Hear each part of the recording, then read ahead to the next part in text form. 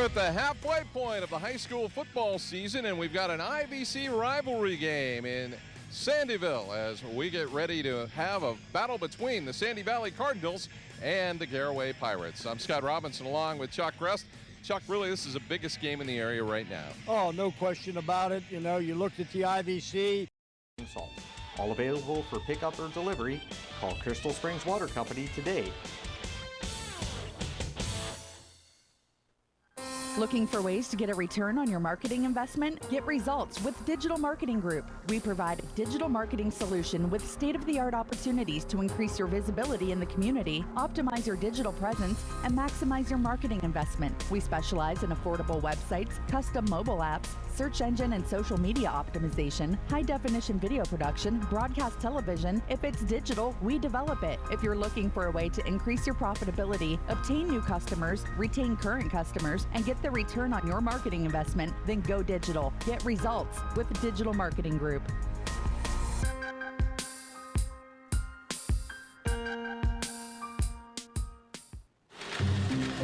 With everything always improving, why is our banking falling behind? With monthly service fees and ATMs that take your money right back. Introducing Kasasa. Free hard-working accounts.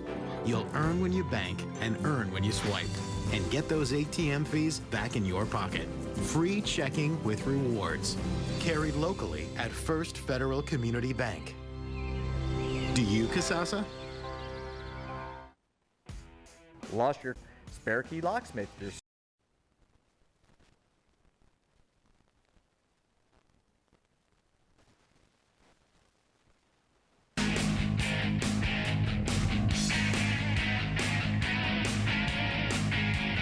It's week 5 of the high school football season. We're at the midway point as we're at Sandy Valley High School for an IVC matchup between the Cardinals and the Garaway Pirates.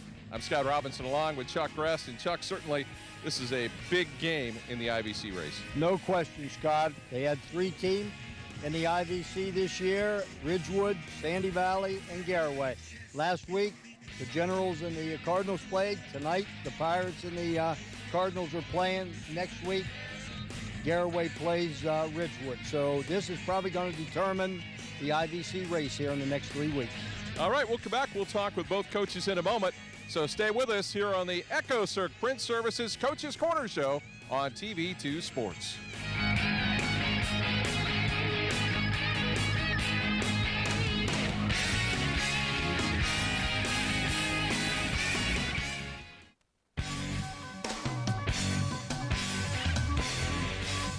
Myers & Miller Podiatry provides complete foot and ankle care to patients of all ages. The practice was established in 2000 by Dr. Adam Myers and has grown to include Dr. Andy Miller in 2007, Dr. Jason Bakich in 2010, and most recently Dr. Kristen Henry in 2015. Our core values of respect and honesty are the basis for how we manage our practice, and we continue to grow by building relationships with our patients in order to better serve their needs. Myers & Miller Podiatry serves Tuscarawas and Holmes counties with offices in Dover, Sugar Creek, Newcomerstown, Millersburg, and our newest location in Uricksville. Let's get started with building our relationship. I think the hands-on aspect is going to give you an opportunity to explore, find out what you're good at, what you like, and you're not going to have mountains of debt. What you're going to have is a marketable skill that even if you don't love it, you can use that to pay to go on to college and get that degree. And we've got a number of students that do that. They're very mature. I think we're a great hands-on exploration base.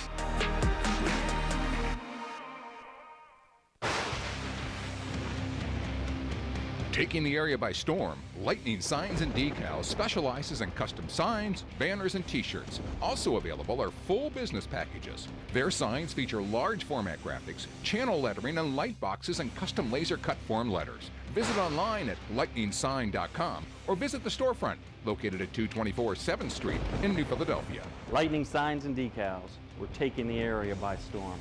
Contact us, 330-440-3129.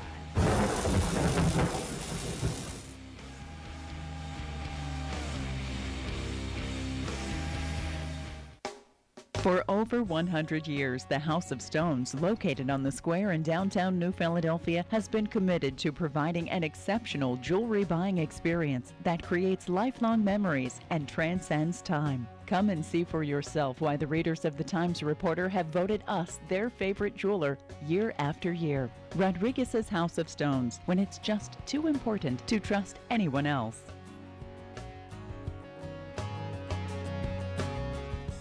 You can now see your baby up close and personal at God's Creation in 4D. Utilizing the newest Mindray DC equipment, we offer the finest in 2D and 4D prenatal ultrasounds and HD Live. Hear the heartbeat and save it forever with the Heartbeat Teddy Bears. Gender determination is available at 16 weeks. With many packages available, get more information by visiting our website at godscreationin4d.com or call for an appointment at 330-987-1965.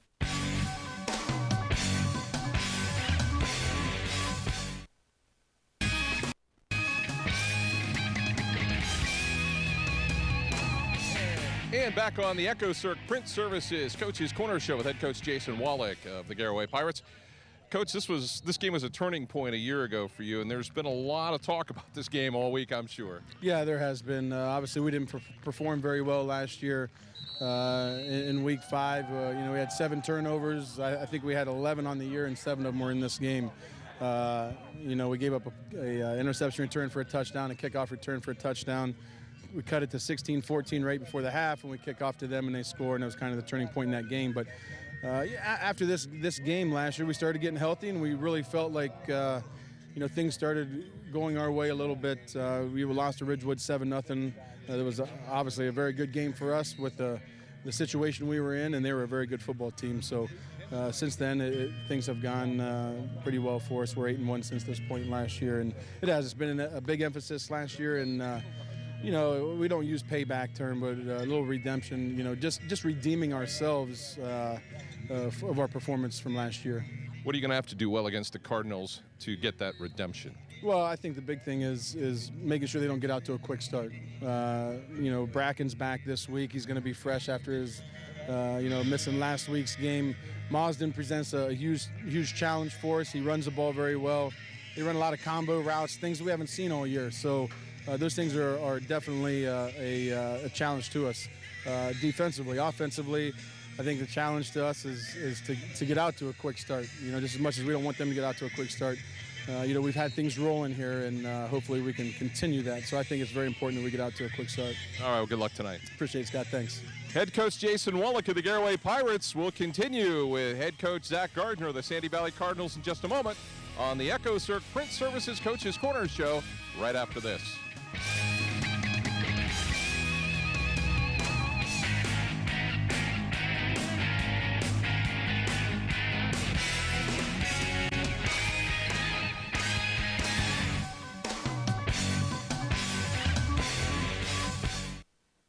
Omni Orthopedics comprehensive programs provide early diagnosis and successful treatment for every musculoskeletal problem. With more than 30 years of orthopedic experience, their physicians offer patient-centered treatment for all ages. From evaluation to rehabilitation, your treatment plan is designed around your needs. Omni Orthopedics specializes in sports medicine, the spine, physical medicine and rehabilitation, foot and ankle, and hand surgery. If pain makes activities like climbing stairs, standing or walking a challenge, turn to the home team at Omni Orthopedics. Their mission is to provide you with the highest quality and most advanced orthopedic services so you can get back in the game. Located in the Oxford Medical Arts Building, Omni offers a full-service facility including digital x-ray and physical therapy. So there's no need to travel when quality care is so close to home. Omni Orthopedics, setting the standard in orthopedic care. Integrity Auto Sales. It's not just a name. Give us a call at 330-308-9378 or stop in at our 2 locations on East and West High in New Philadelphia for your next quality vehicle. Students choose Kent State University at Tuscarawas because of our academic excellence, dedicated faculty, and affordable tuition. Our bachelor's and associate degrees will prepare you for careers including nursing, computer animation, or veterinary technology. Kent State Tuscarawas offers a dynamic campus with state-of-the-art facilities, exceptional student services, and a welcoming environment. Call or visit us online to register for classes and find out more about Kent State Tuscarawas. Return to the elegance of the late 19th century by visiting the J.E. Reeves Victorian Home and its adjoining Carriage House Museum in Dover, Ohio. This opulent mansion, the former residence of prominent Dover industrialist Jeremiah E. Reeves, is owned by the Dover Historical Society. Ceremonies and receptions can be held on the beautiful grounds and gardens with the home as a backdrop or in the Carriage House for smaller occasions. The Carriage House comfortably seats 72 people and can be rented out for bridal showers, baby showers, graduation parties, birthday parties, private dinners, company lunches, and other occasions. Located at 325 East Iron Avenue, Dover, Ohio 44622. Call 330-343-7040 to schedule your special event. For over 35 years, MEB Systems Incorporated has served Northeast and Central Ohio, as well as the surrounding areas, with a commitment to the highest quality workmanship and integrity. We appreciate your interest and look forward to earning your trust, friendship, and business. MEB Systems has the experience and expertise to get the job done right the first time. Our experienced and trained professionals use only the finest tools and materials to install and repair flat and metal roofs. We guarantee our work and always strive to exceed our customers' expectations. MEB Systems Incorporated, specializing in commercial and industrial roofing.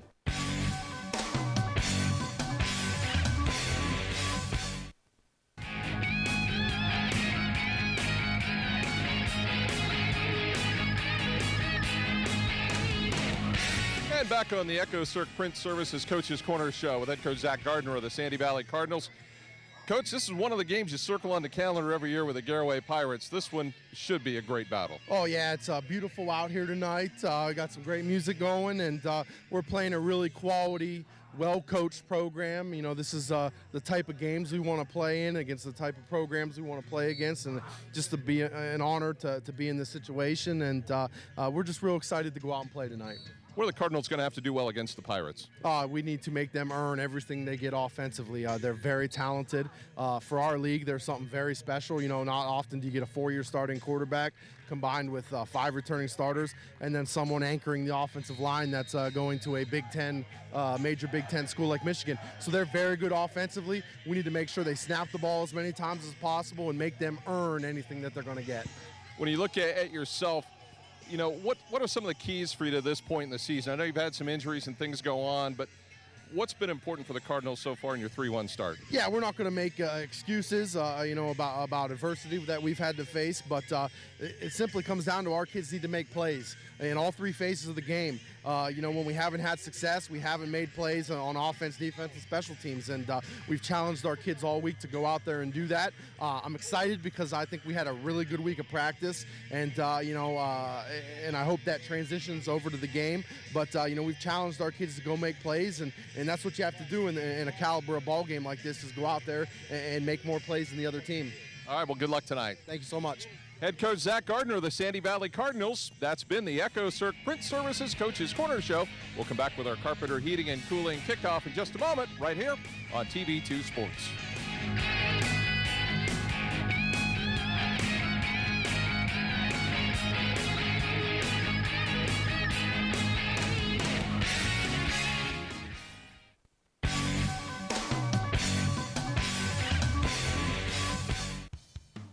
At Mr. Appliance, we believe repairing your appliance is only part of the job.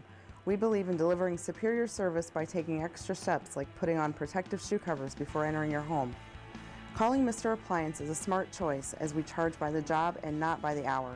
When our in-home service professional arrives at your home, you'll get a complete diagnosis of your appliance problem and a solid quote before any work begins. When you call Mr. Appliance, you can be sure a courteous, highly trained service professional will arrive at your home on time with a clean uniform and an ID badge. We conduct a background check on all our service professionals, as we want to be the repair service you can trust. For the service you can trust, call Mr. Appliance toll-free at 330-874-6017 or visit online at www.mrappliance.com.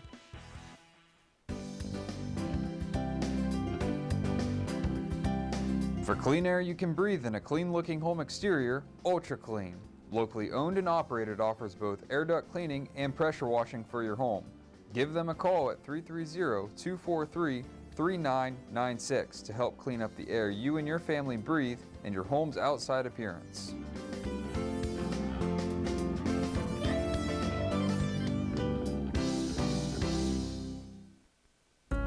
Are you recovering from orthopedic surgery, experiencing low back pain, or pain resulting from an injury? If so, choose Trinity Hospital Twin Cities Rehab Center. Their experienced team of physical therapists provide personalized care to help you return to normal activities as soon as possible. Choose the Trinity Hospital Twin City Rehab Center at Denison. Call 740-922-6675 for more information.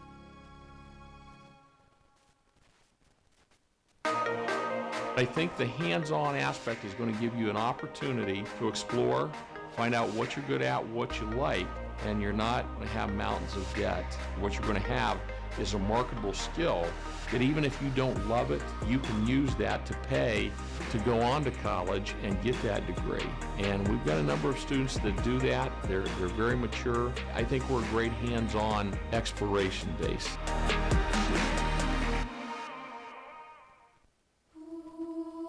Well, I woke up to the sound of silence and cars. We're cutting like knives in a fist fight.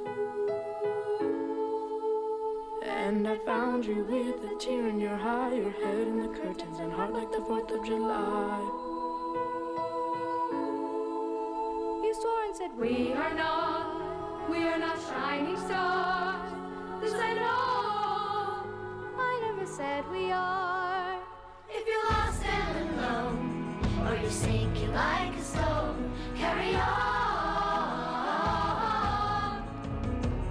May your past be the sound of your feet upon the ground. Carry on. Carry on, carry on. We are shining stars. Carry on, carry on. We are who we are.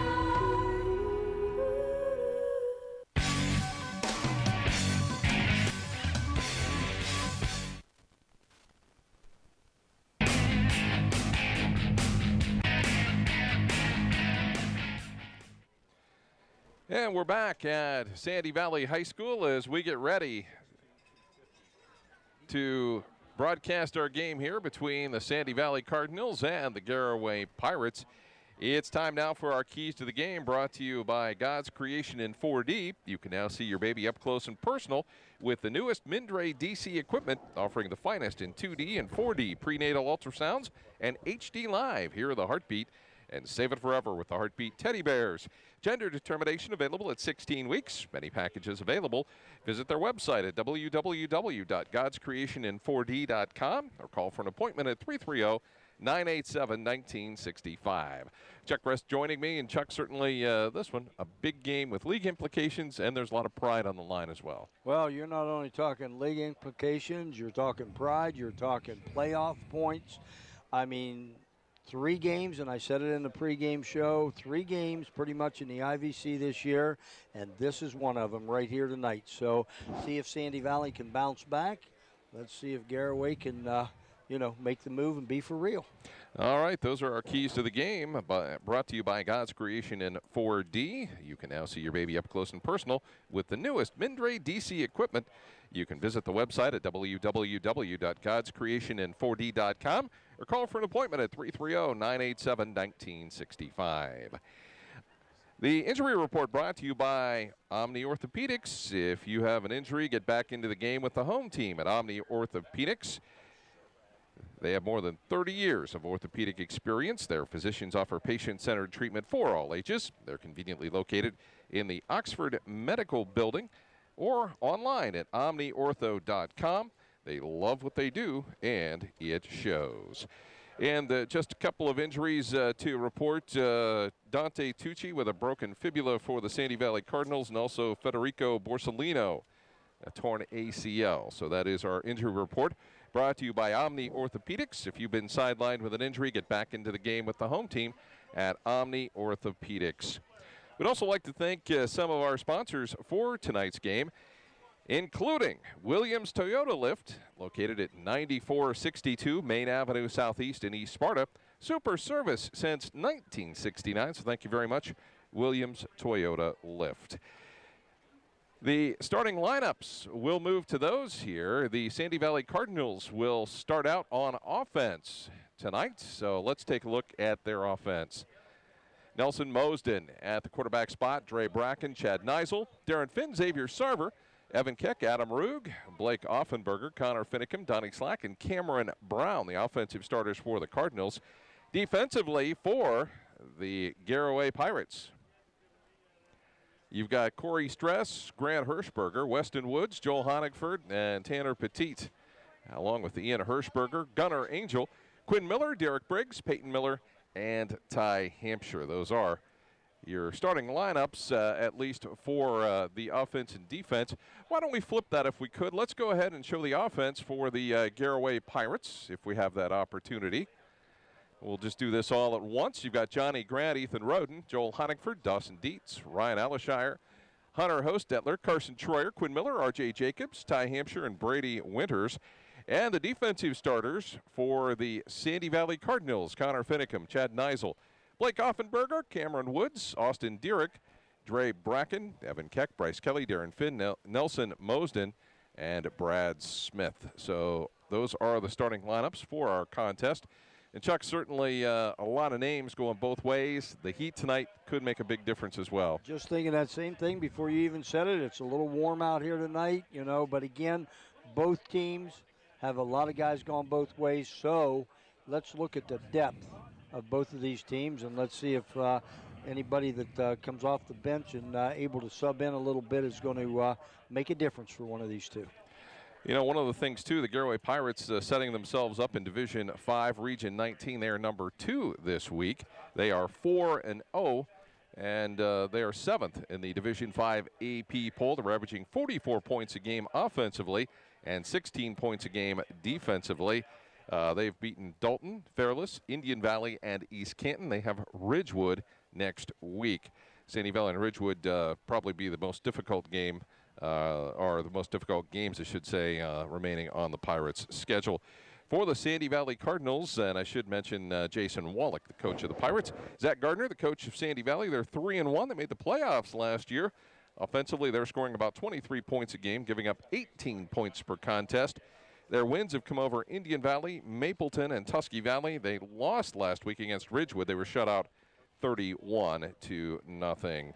So, as you mentioned, it really comes down to those three teams, Garaway, Ridgewood, and Sandy Valley, at the top tier of the IVC. Yes, it is. I mean, you know, everybody else, Central's in there. Strasburg's getting a lot better and everything. Newcomerstown's better this year.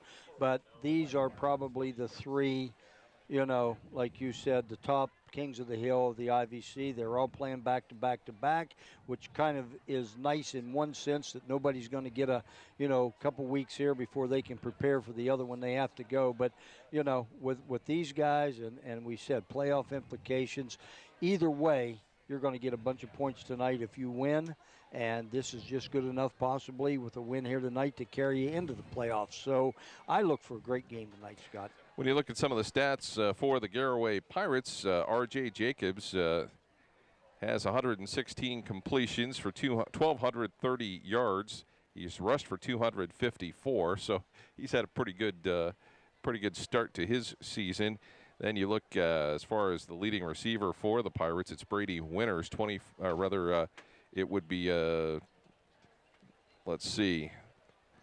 The leading rusher, I should say, was Brady Winters with 24 carries for 133 yards. So he certainly will see some time running the football, and primarily Garaway likes to pass the football. Yeah, I mean, you're going to look at it, and you look, and RJ's just, you know, he's been the leader of the pack. He's now, you know, with his quarterback time at Garaway, you know, he's starting to get up there in number 1 and number 2 in all the statistics at Garaway. And I'll tell you what, since Jason's taken over, they've had some pretty doggone quarterbacks go through there. And, you know, you're right. They like to throw the ball first and run the ball second. And he's gonna do it for you. R.J. Jacobs, 16 touchdowns, just 1 interception. And we were talking about the receivers, and I finally flipped the page to get the right stats. Brady Winters with 25 catches for 243 yards. You've got Quinn Miller, 23 catches for 365 yards. And then you've also got Ty Hampshire with 22 catches for 252 yards. R.J. Jacobs with 254 yards rushing. Brady Winters, as we mentioned, with 133. We'll come back with our Buckeye Career Center National Anthem and also the start of our football game in just a moment. So stay with us right here on TV2 Sports.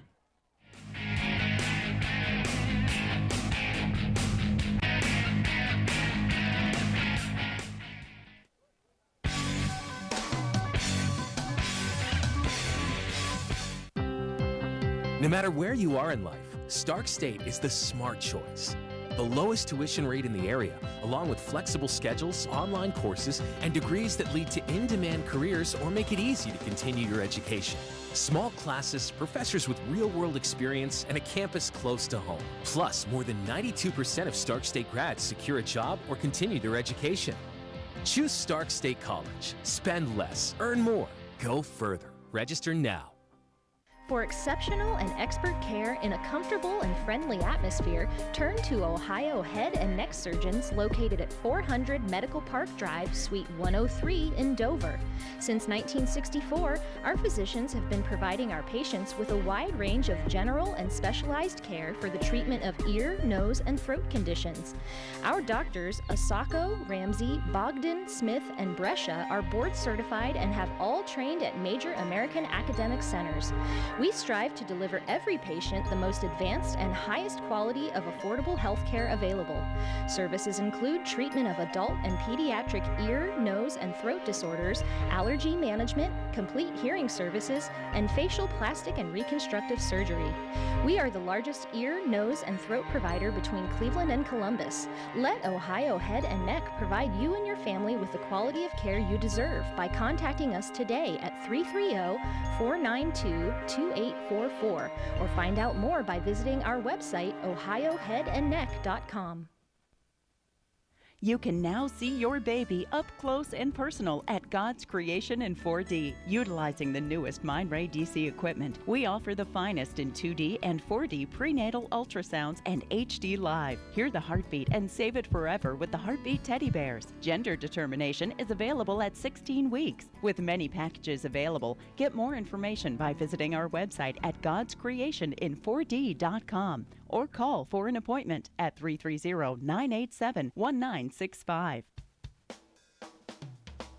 Carpenter Heating and Cooling has been keeping your home comfortable for over 30 years. Every installation includes heating and cooling load analysis, along with a follow-up visit to ensure your satisfaction. Carpenter services all makes of residential and light commercial heating and cooling equipment utilizing custom fabrication and state-of-the-art system checks. Their NATE certified technicians work hard to provide you with total living comfort. Hi, I'm Doug Carpenter. And I'm Chris Carpenter. Come see us online at carpentercomfort.com. Or give us a call at 330-308-8550.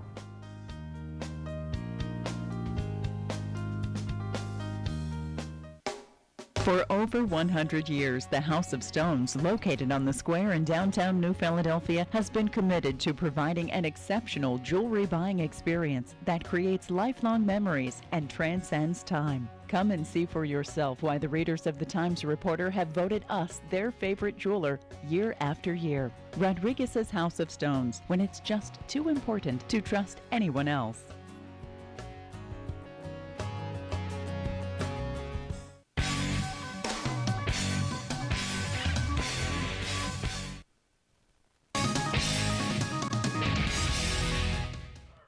And we're back at Sandy Valley High School, ready now for the Buckeye Career Center National Anthem. If you're an adult looking for a new career or a high school student looking for ideas on how to start yours, check out Buckeye Career Center, as they're in the business of preparing you for the fastest growing segments of today's job markets. Visit Buckeye Career Center at 545 University Drive Northeast in New Philadelphia. Down to the field.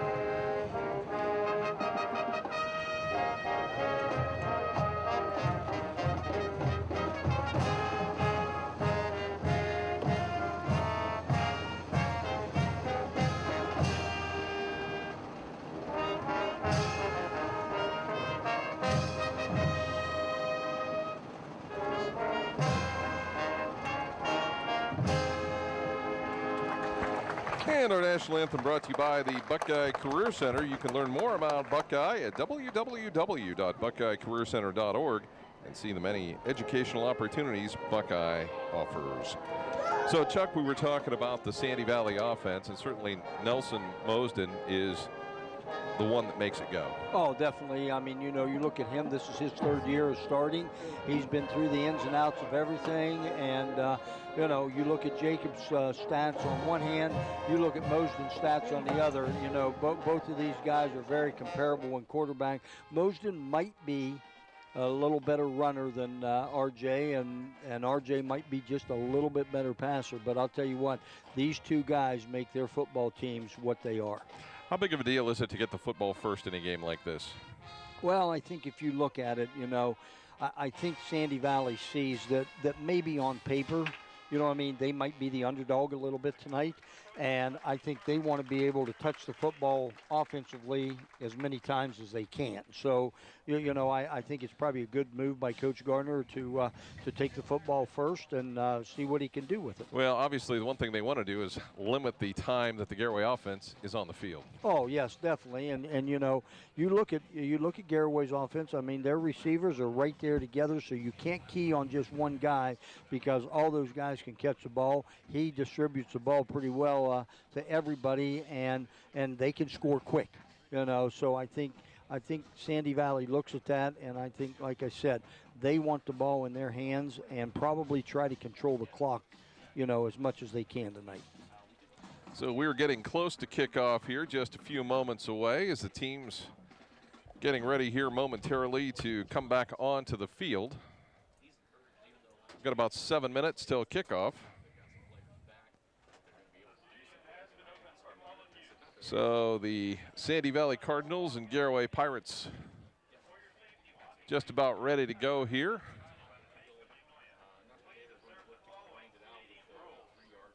And, you know, Garaway last year had some difficulty with Sandy Valley, and this was really a turning point in the season for both teams. Yeah, if you look at it, you know, Sandy Valley pretty much, you know, took care of Garaway last year at Garaway, and this was kind of Sandy Valley's go-to game that really propelled them to where they ended up last year with the playoffs and kind of shot Garaway the other way. So I'm sure that probably's got some print on the walls at Garaway, just a reminder.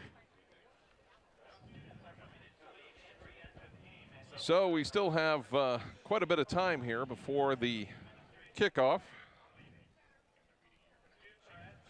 As we see the band on the field, national anthem's over, just awaiting the arrival of the teams. And this is one of those nights that certainly it's going to be a warm one, and you have to wonder about the physical condition of the players when it's something as warm as it is out there right now. This is really, really, really unusual. Yeah, this might be for this time of year.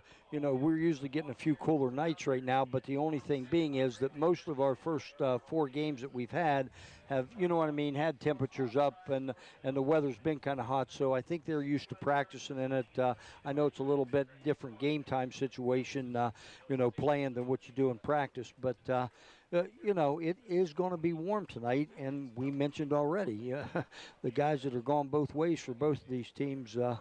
You know, how much effect is that going to have? You know, you look at the crowd, too. We've got a great crowd on hand for both schools. Certainly, Garaway travels well, and there you get a good look at the Sandy Valley Cardinal. Looking pretty mean. Looks like they're ready.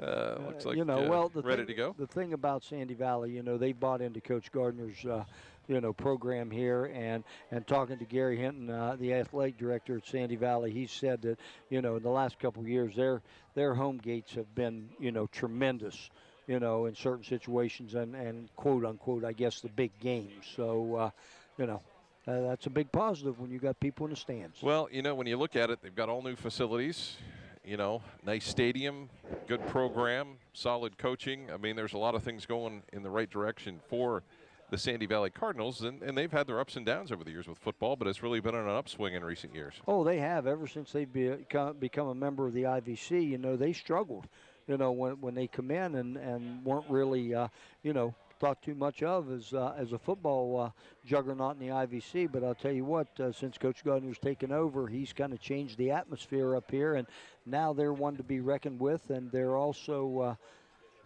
you know, I think he can keep it going here because his numbers are, you know, his numbers grow every year.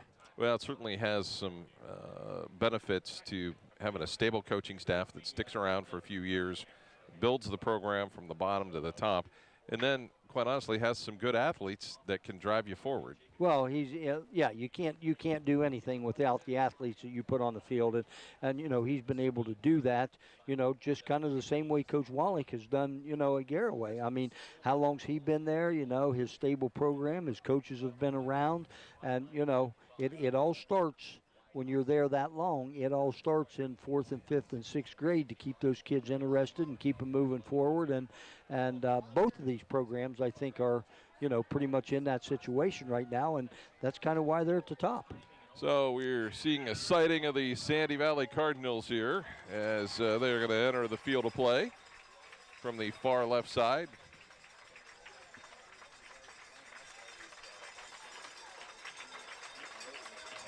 And I'm sure the Garaway Pirates will be out here shortly. Yep, they're starting. We can see we got great seats up here. We can see them both make the walk. So the Cardinals are just about ready to take the field, and the Pirates are right behind them. Well, we sure would like to get this going. That's for sure. There's no question about that. As we get a good look at the Cardinals coming to the sideline. And the Pirates making the slow walk over.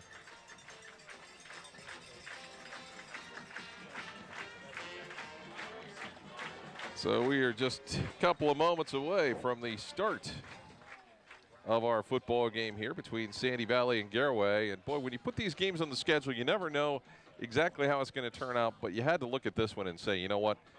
That's going to be a great game between two very competitive teams. Well, you remember, like you said, last year, you looked at that, and Sandy Valley just kind of put their name on the board last year, and now all of a sudden you turn around and look at the schedule this year, and when their name comes up, you're thinking, we probably want to look at them and try to see them. And what a better game to, pick tonight, because they're both sitting right here, right at the top. So the number one game on the number one sports station. Yes, sirree. As voted on by dozens and dozens. Well, like I said, it should be a very entertaining game, and to me, it should be a pretty doggone good football game. So we'll see what happens. So the Pirates come onto the field of the play, and we're just about ready to go with our extended pregame show. Yeah, we kind of had a long one tonight. You're going to want to pay double for this. I might. We're going to have to talk. Although I did get pizza tonight, so you got pizza, so that you're might good. help. So our kickoff is brought to you by Carpenter Heating and Cooling, located at 946 Cookson Avenue Southeast in New Philadelphia. Looking for year-round comfort? You can reach them at 330-308-8550 or visit them online at www.carpentercomfort.com. The Garaway Pirates in the white uniforms, the Sandy Valley Cardinals in their red jerseys. So we are just about ready to go.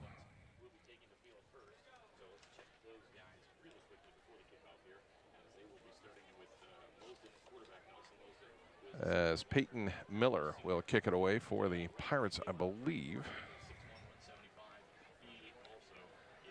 It's a little different, too, because all the games and stuff that we do, the kicking games are huge everywhere, but when you look and you get down to your Division 4s and 5s and 6s.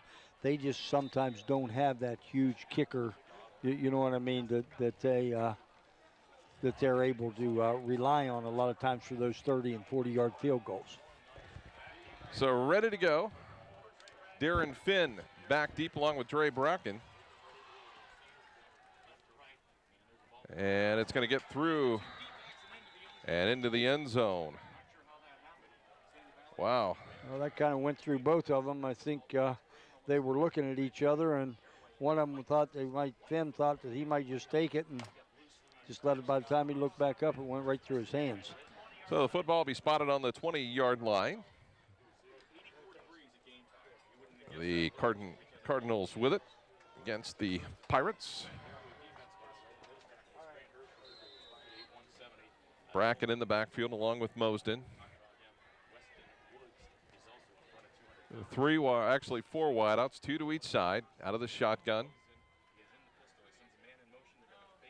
A handoff to Bracken, straight up the middle, and he'll have a nice gain out to the 26-yard line.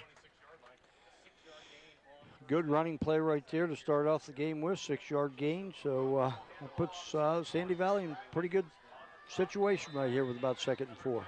2nd down and 4. As we expect the linebackers for the Pirates to be very active. Mosden looks to the outside. Bracken's got it. Bracken will spin to the first down at the 32-yard line. So a nice gain of about 6.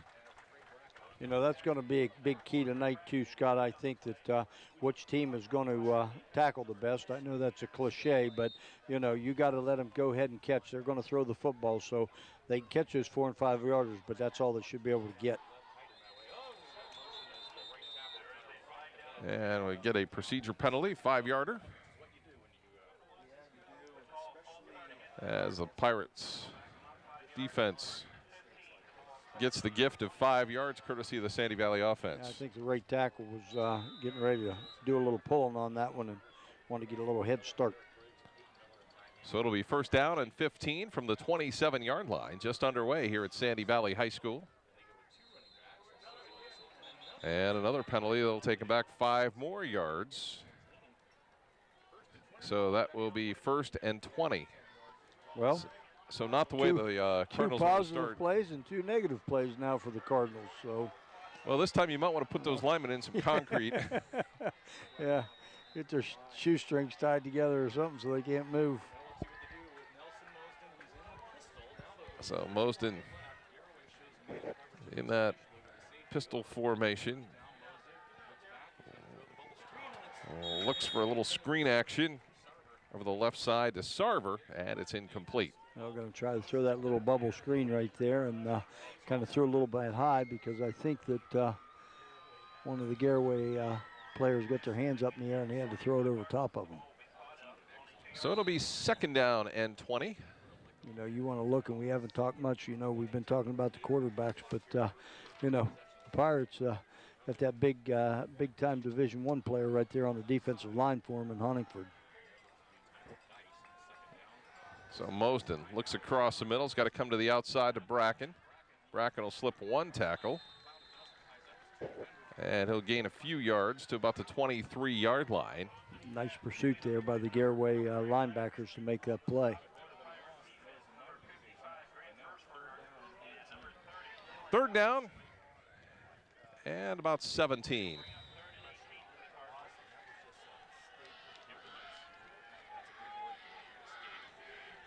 So the Cardinals going to need a big play here, or maybe they'll just improve their position to punt it, and that's what it looks like they're going to do as Bracken takes it out across the 25 to the 26-yard line. So a good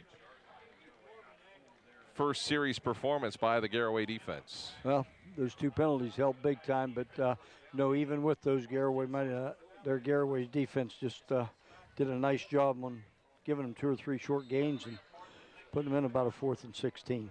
Quinn Miller and Ty Hampshire drop back to receive the punt of Neisel. Little floater. And it will roll out of bounds at about the 47-yard line of the Pirates.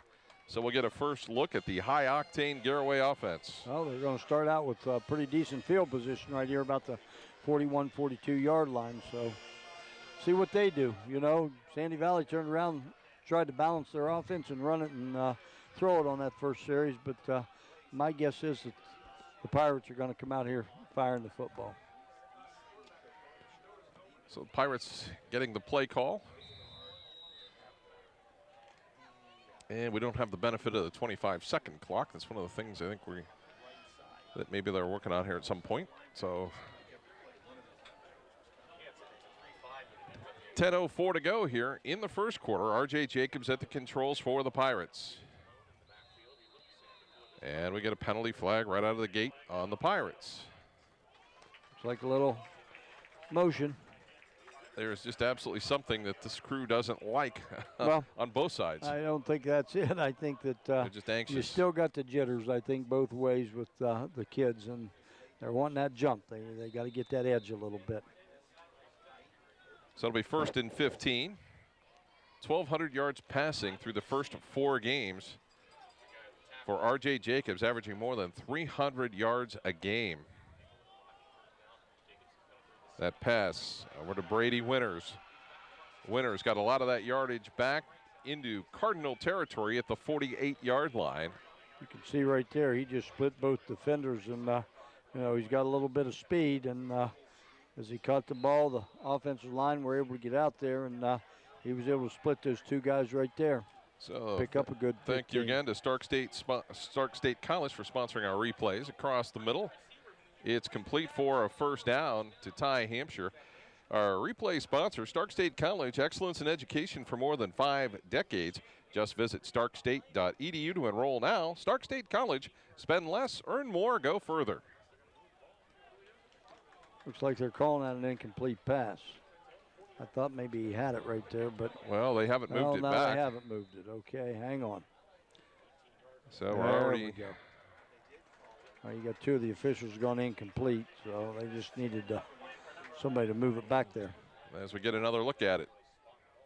We'll look right there and see. Yeah, I do believe the ball did hit the ground. So it'll be 3rd down and 5.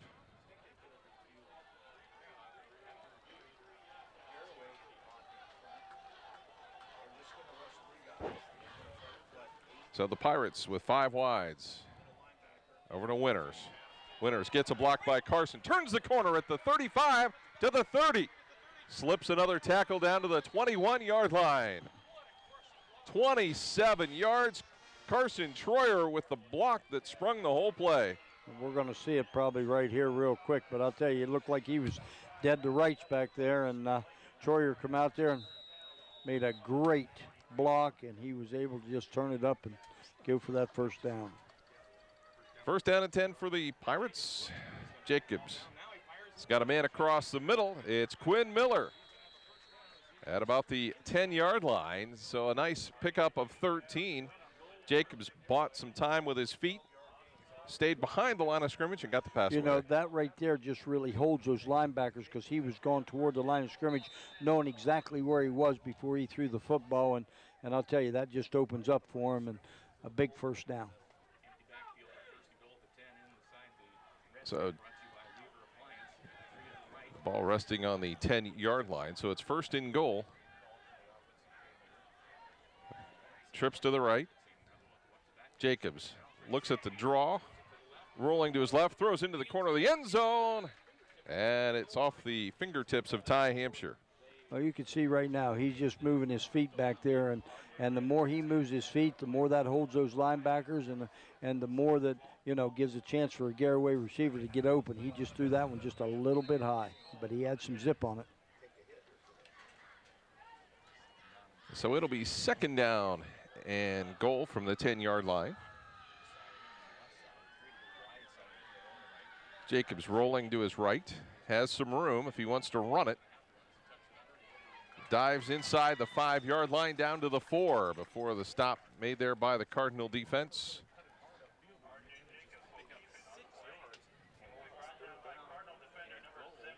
As Cameron Woods making the tackle for the Cardinals with 8:17 to go here in the first quarter. Pirates down to the 4-yard line. Well, you can see a run-pass option right here. Jacobs looks to the outside, back shoulder at the pylon, and it's incomplete.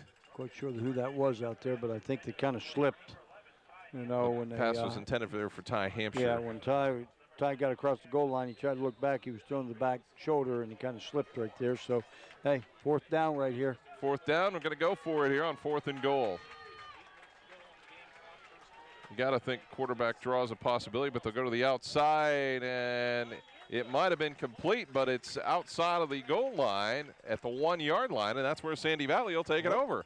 Well, good job by the Cardinals defense right there to hold the Pirates out of the end zone, and I think that might have been just a little bit of a mistake by the Pirates right there that they did not get in the end zone as they had to score. Good job by the Sandy Valley Cardinals defensive unit. But they don't have much room to work here. No, they're going to have to certainly try to find a way to get out of there. So 1st down and 10 from the half-yard line, we'll call it. Hey, we will call it the half-yard line. I think that's about as good as it's going to get for right there.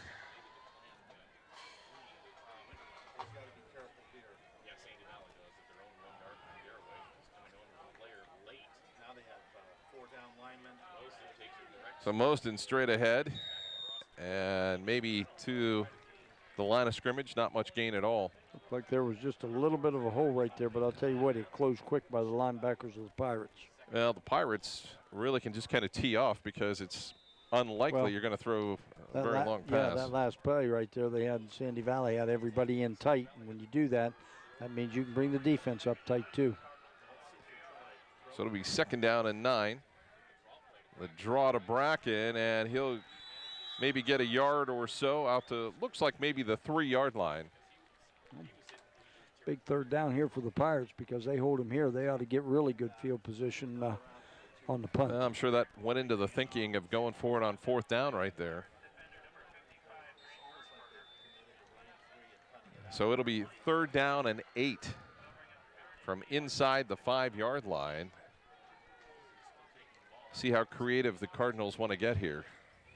Well, you got 2 guys in the backfield along with the quarterback, so I think a run play. Bracken's got nowhere to go. Back to the line of scrimmage, and that is it. So Chad Neisel's going to have the back of his shoes right on the end line. Well, you know, too, you got to give Coach Gardner, you know, look at him because even though you do like to throw the football a little bit, there's sometimes you got to take the take what's going to be given to you and say, hey, we held him defensively once. Let's just get out of here and try it again. Miller and Hampshire back deep.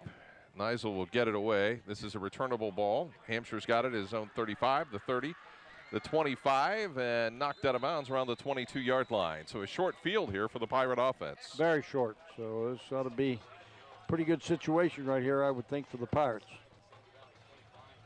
But again, you know, you look at this too, Scott, and we're not talking about Garaway not having a running game, but when you only got 22 yards to go, you'd think you'd want to run the football a little bit and get it down there. But, you know, 3 out of 4 times or 4 out of 5 times, they like to put the ball in the air.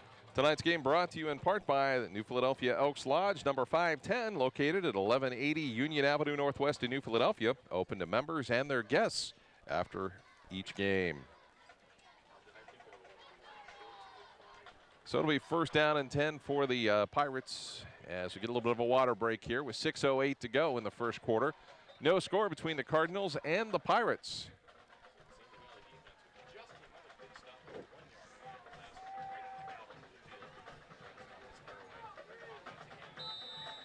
Garaway's had the upper hand here in the first quarter, but they have not put any points on the board. Well, they've had the better stats offensively so far. So Jacobs looks over to Winters. Winters slipped one tackle and then nowhere to go. Well, that's the key on that little screen pass right there. If you can't get by that first defender, you know, you're going to get a lot of pursuit and you're not going to get much out of it. So that was a good job by the Cardinal defense right there because they were able to stop him at the line of scrimmage and had good pursuit. Austin Durick and Blake Offenberger there to make the tackle for the Cardinals. 2nd down and 10. Jacobs Points got Carson Troyer. Troyer turns the corner at about the 11-yard line before he's taken out of bounds. Looks like he's going to have a first down, I think, Scott, on that. So it is a first down. Chains will move. So they need to get down to the 1-yard line here for a first down. Yeah, a little better situation this time for Garaway, as they had 1st and 10 from the 10-yard line on their last series. Jacobs is going to take it himself inside the 5 and dives into the end zone for an 11-yard touchdown run. Well, that's right there what he gives you. You can see right now that you got to sit back there and worry about him throwing the ball. Made a nice dive move and was able to just keep it himself and take a good hit right there and take it right into the end zone. Our replays again brought to you by Stark State College. Why pay more for a quality education? At Stark State College, affordability is the key. More than 280 degree and certificate options while saving thousands. Just visit starkstate.edu. Peyton Miller on to try the extra point. And that extra point is blocked. So it is 6-0. Garaway with the lead over Sandy Valley. Well, I had a little bit of high snap on that one. Got it down, you can see. But it was almost not a high snap, but it was right there, and he just didn't get the ball up in the air enough with his foot. More of a line drive kick, and Sandy Valley did a nice job of blocking it. Those missed extra points come back to haunt you at some point down the road, maybe. Oh, it could be. You know, those special teams are always big. So the Pirates take the early 6-0 lead with 5:21 to go here in this first quarter.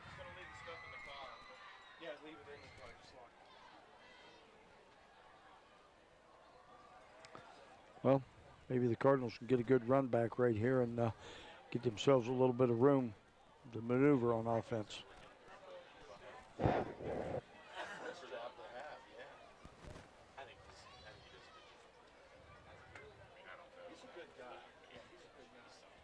So the Pirates will kick it away.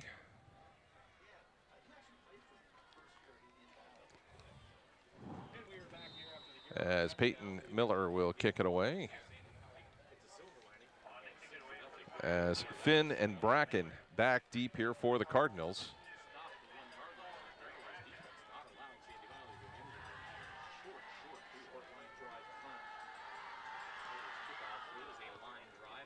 So the kick is going to be picked up by Finn to the 20, the 25, and knocked down at about the 27-yard line. Oh, good field position to start with here for the Cardinals. They just got to get it moving here a little bit offensively. So it'll be 1st down and 10 for the Cardinals.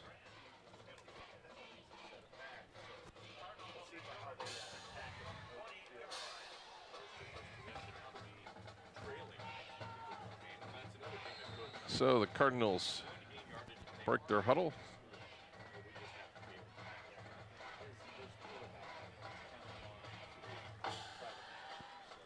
Bracken lined up behind Mosden here with 5:14 to go in the first quarter. And a timeout this time by the Pirates. So not sure what head coach Jason Wallach saw, but certainly there was something he didn't like. Well, maybe he didn't like that. Didn't look like too much of a different offensive formation, but he might have had somebody not lined up for him on the right-hand side. So the Pirates take their first time out. They've got 2 remaining. Tell you what, the air is not moving whatsoever here at Sandy Valley. You're trying to say it's a little warm up here in this press box? I'm trying to say it's hot. Well, I think it was about 84, 85 degrees down on the field at game time. So, you know. Heat rises, right? Heat rises, so it might have been 86 up here. So we're ready to go. Well, now they come out in the trips formation on this side, so that might have been something Coach Wallach was wanting to look at. Mosden rolling to his right. Man across the middle. It's caught. And again, you know, that's going to be the key to Garaway's defense. They're going to throw those 4- and 5-yard dink passes all night long, but you know what? Make the tackle when they get them and put them in a situation to make it 2nd and 6 or 3rd and 4, so keep them in front of you. So looks like Garaway's playing just a little bit different. They're playing some man, they're playing some zone defensively to, I think, try to mix it up a little bit. Xavier Sarver on the catch there. As Obradovic in motion to the left side. Line collapsing. He's going to turn the corner, and it'll be stopped right about the 35-yard line. Big pile up. Gain of a couple, maybe. It'll be 3rd down and 3. That was a good job by Garaway's defense right there, just to string it out. The longer you can have him running back and behind the line of scrimmage, the better off you're going to do to not give him much gain on those sweeps. Brendan Obradovic, just a freshman. Well, get 3rd and about 3 right now for the Cardinals. So Tyler Dice will head to the far left side. They kind of and need be a first tripped down. right. Bracken in the backfield.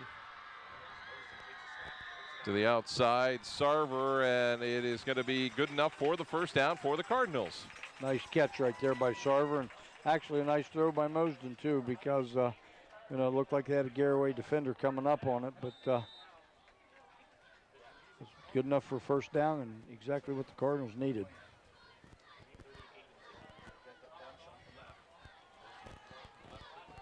Mosden again to Sarver on the opposite side. Again, another nice gain of about 8 yards.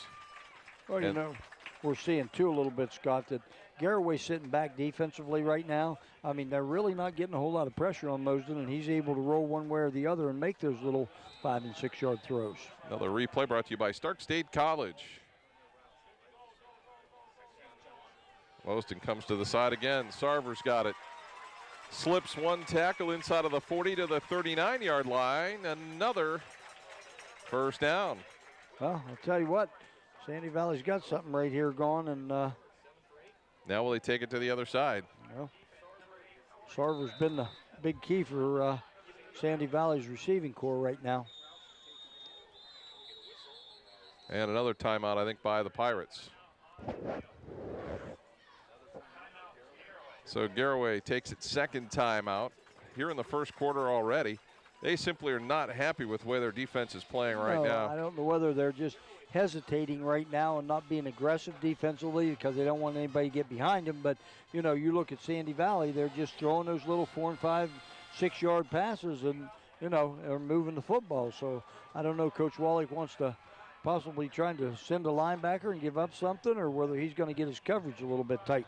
But if you talk to him, which I did a little bit before the game, that's where he kind of felt maybe that if he has a weakness right now, it's just a little bit with his secondary. So we'll see what adjustments have been made here. First down and 10 for the Cardinals. At the 39-yard line of the Garaway Pirates. Scott Robinson and Chuck Rest with you. Jay Yonder's also among the people outside doing our stats for us. Across the middle, Sarver's there, another first down. Nice catch at the 20. 19-yard gain, and the Pirates just have not been able to cover Sarver under any circumstances. No, they aren't right now. I'll tell you, he's finding an open spot on the field every time. That time now Mosden just took him a little bit deeper, just on a little short post route. The handoff to Bracken. Bracken slips to the outside, heads to the pylon, touchdown, Sandy Valley. Well, throw the ball, and get them back on their heels and put it in the hands of your running back, and he's able to scamper around the corner, and you can see it right here, right into the end zone. So, look, that one looked pretty easy. Stark State College replay. Glad to have Stark State College with us again, and don't forget, excellence in education for more than 5 decades. Just visit starkstate.edu to enroll now. Stark State College, spend less, earn more, go further.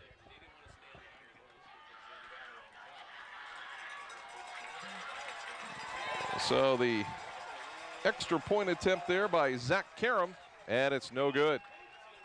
Well, how about that? 2 touchdowns and 2 extra points missed. So it is 6-6. Well, that takes away the theory of missing an extra point, right? Yeah. Well, you know, you look at it a little bit, and you talked to it and touched on it a lot before the game, is the heat factor, and all the guys going both ways. And, you know, it's a little tougher to play defense than it is to play offense. And it just looked like Garaway was just, you know, a little bit winded on that defensive series, and Sandy Valley took advantage of them. So 2:39 to go here in the first quarter.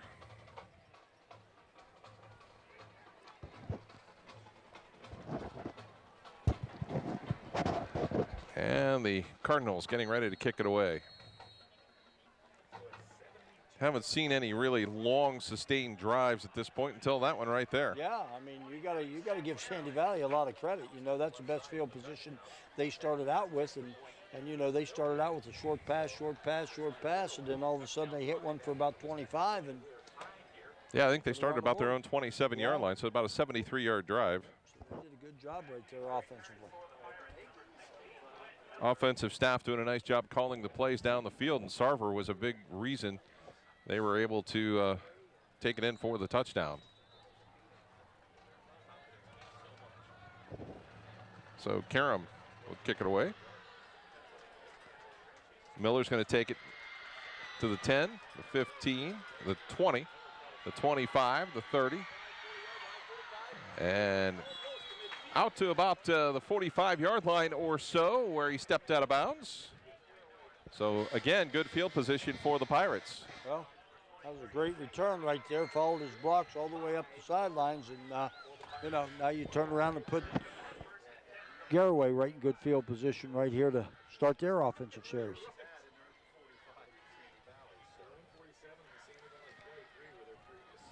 So the Pirates have it first down and 10 at their own 45-yard line. We're tied up at 6 apiece on the Kent State University Tuscarawas scoreboard.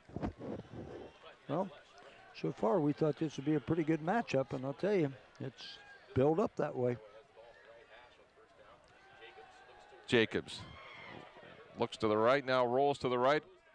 Pass is incomplete at the 39-yard line. As looks like it might have been Quinn Miller out there.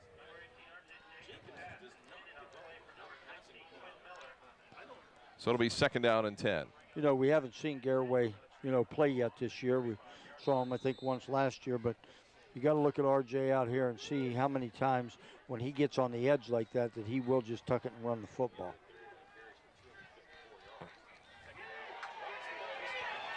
Jacobs under duress, nearly tripped up, now runs with it, has the first down, takes a big hit at the 41-yard line.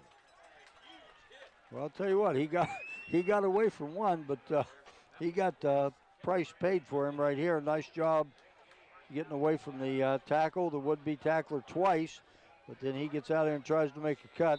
You need to get that ball inside a little bit, and he gets whacked right there. So kind of spin him around, put him down, but hey, he that jumps was right Bryce back up. Kelly on the big hit for the Cardinals. As RJ at the controls, first down and 10 at the Sandy Valley 41-yard line.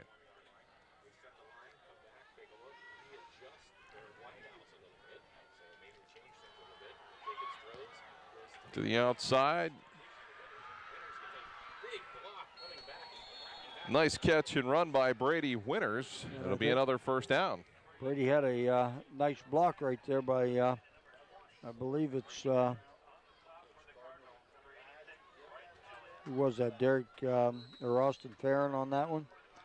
To make him a big block to get up about 6 or 7 more yards. So Garaway on the march. First down and 10 for the Pirates.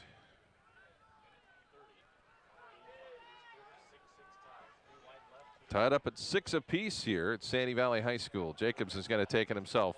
Has some running room. Has the first down and more as he is down inside the 10-yard line at the 9. So a 19-yard run by R.J. Jacobs, just saw a hole and decided to tuck and take, and he did. Well, that just makes him so dangerous because, you know, they have no running backs back there.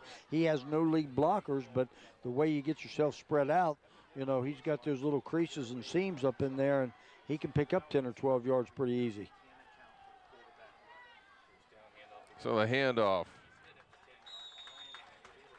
And not much there. It looked like Brady Winters on the carry. Well, they're back to getting another first and goal on the 10-yard line, so it gives them a tough way to go sometimes. But you see they're bringing a running back on this series here back in the backfield with him. And so again, lead block up in there and let him run the football too is a possibility. Winters again off the right side, diving toward the end zone, and he is. Looks like he's just going to be short. I think he might be down about the Didn't see any arms go up. There we go. We can see it right here on the replay. It looks like he just goes down right there, and I think his knee was down before the ball crossed the end line. So the clock is going to run down on the first quarter here. Don't think they're going to get this play off. And they will go to the second quarter as the Cardinals and the Pirates tied at 6 apiece. We'll come back and have more exciting high school football action from Sandy Valley High School in just a moment, right here on TV2 Sports.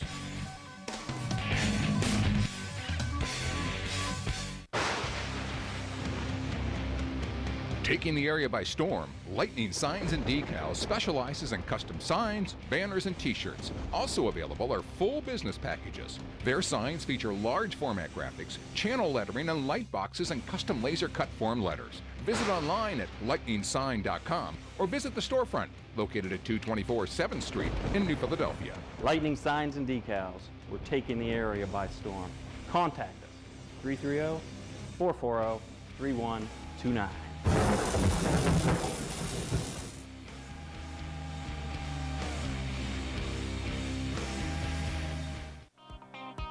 Integrity Auto Sales. It's not just a name. Give us a call at 330-308-9378 or stop in at our 2 locations on East and West High in New Philadelphia for your next quality vehicle. At Mr. Appliance, we believe repairing your appliance is only part of the job. We believe in delivering superior service by taking extra steps like putting on protective shoe covers before entering your home. Calling Mr. Appliance is a smart choice as we charge by the job and not by the hour. When our in-home service professional arrives at your home, you'll get a complete diagnosis of your appliance problem and a solid quote before any work begins. When you call Mr. Appliance, you can be sure a courteous, highly trained service professional will arrive at your home on time with a clean uniform and an ID badge. We conduct a background check on all our service professionals as we want to be the repair service you can trust.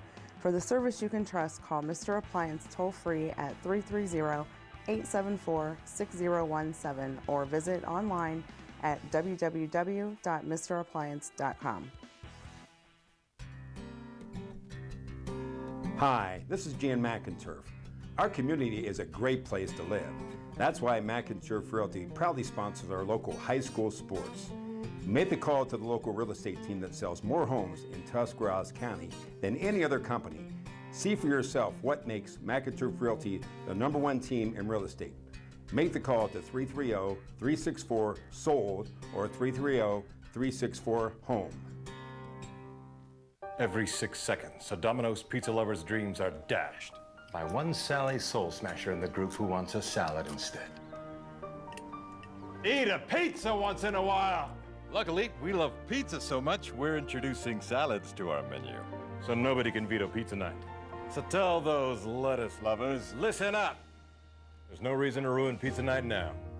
Order a medium 2-topping pizza and a delicious Domino's salad for only $5.99 each. Pizza's good!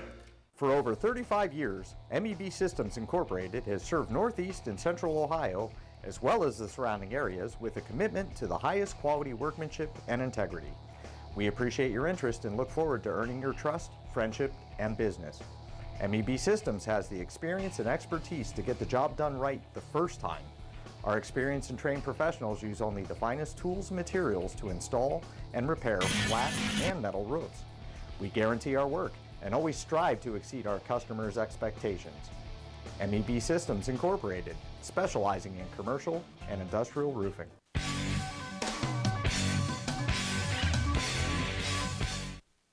And our screen there, it's the Sandy Valley Cardinals and the Garaway Pirates tied at 6 apiece. As we move on here with our first quarter wrap-up brought to you by Lightning Signs and Decals. Taking the area by storm, Lightning Signs and Decals specializes in custom signs, banners, and graphics. They're also an authorized distributor for Mossy Oak, Browning, Realtree, and Bone Collector graphics and products, as well as a hunting and fishing license agent. You can visit their storefront at 224 7th Street Northwest in New Philadelphia. And the scores, one for each team: an 11-yard run by R.J. Jacobs of the Garaway Pirates and a 20-yard run by Dre Bracken. Neither extra point was good, so we entered the first quarter at 6-6, and that is our first quarter wrap-up brought to you by Lightning Signs and Decals. You can find them at lightningsign.com or at 224 7th Street Northwest in New Philadelphia. Straight ahead, Jacobs is got to be in for the touchdown from 1 yard out. Well, lined up right there in a stacked I formation with three guys behind him, and he just went ahead and took the quarterback sneak over the left guard and was able to power his way right in there for the Pirate touchdown. So just underway here in the second quarter, and the Garaway Pirates put another score in. Peyton Miller on to try the extra point out of Quinn Miller's hold. Low snap. This time the kick is up, and that kick is good. Well, you know, Scott, the first couple series is for each team. There wasn't much happening. I thought maybe we're going to have a little bit of a defensive battle here tonight, and then all of a sudden the offenses get going, and we got yardage going both ways. So the Garaway Pirates take the 7-point lead at 13-6. Looks like we might have an offensive shootout. Well, we could end up with 3 quarters to go. Hard to believe this is the 5th week of the high school football season. Already. Isn't that something? It is crazy. What's crazy is the weather. You're right there, too, because wow, it is hot. Started fall yesterday, and we got 85 degrees today for a football game. So the Pirates ready to kick it away. And I know some of you guys have to work for a living. I understand that. And let me tell you, it got a little warm on the golf course today. Yeah. Well, we'll see about how tomorrow is.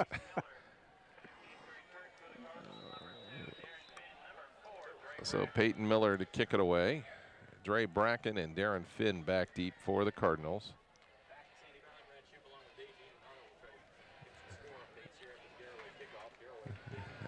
As Miller squibs one. The up man's going to take it. And that was Brad Smith that picked it up. So decent position field-wise for the Cardinals. At about the 27-yard line. Jared Hunt had the first hit on him, and he come up out of there a little bit limping and goes back to the defensive huddle, so we'll see how he's doing on this play.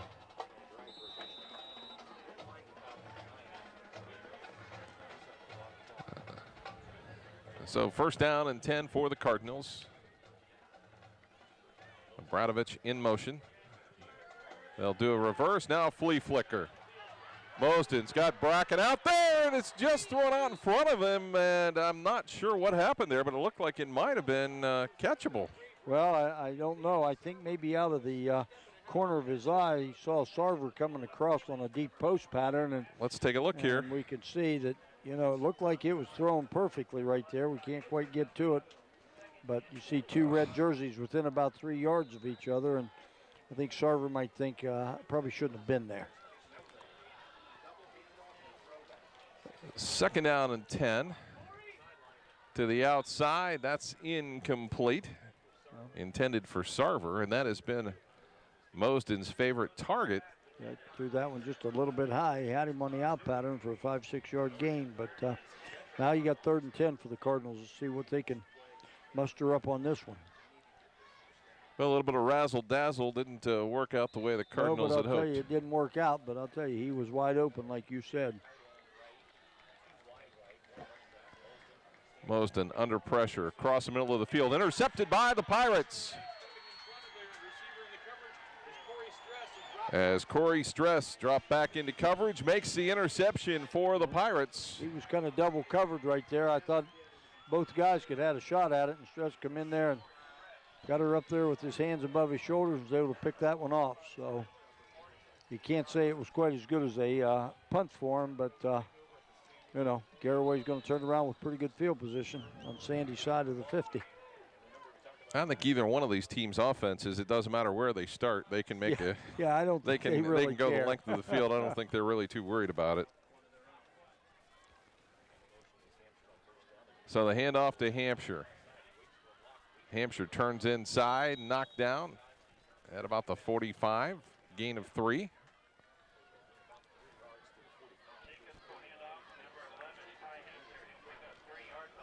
So the 2nd down and 7 play coming up for head coach Jason Wallach and the Garaway Pirates. Well, like I said, after the first couple series, we've seen both teams be able to move the football on the other one. So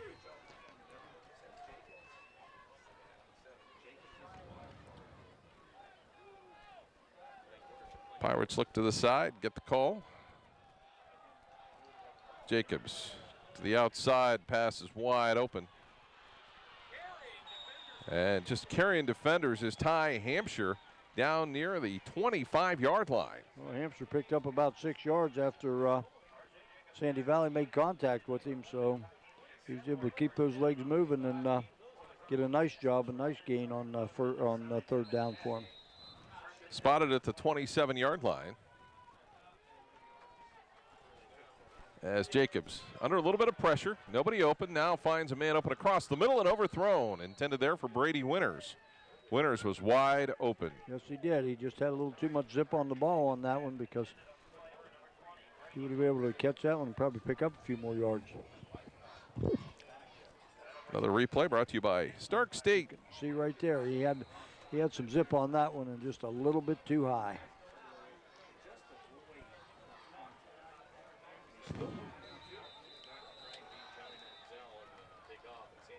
Well, Cardinals have seen enough right here for a minute. They're going to take a timeout and kind of readjust their defense, I think, a little bit.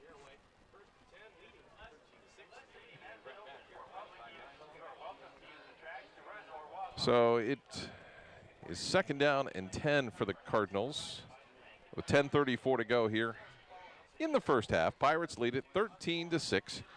Scott Robinson and Chuck Rest with you. Jay Yonder's on stats for us. As there you get a good look at the Kent State University Tuscarora scoreboard.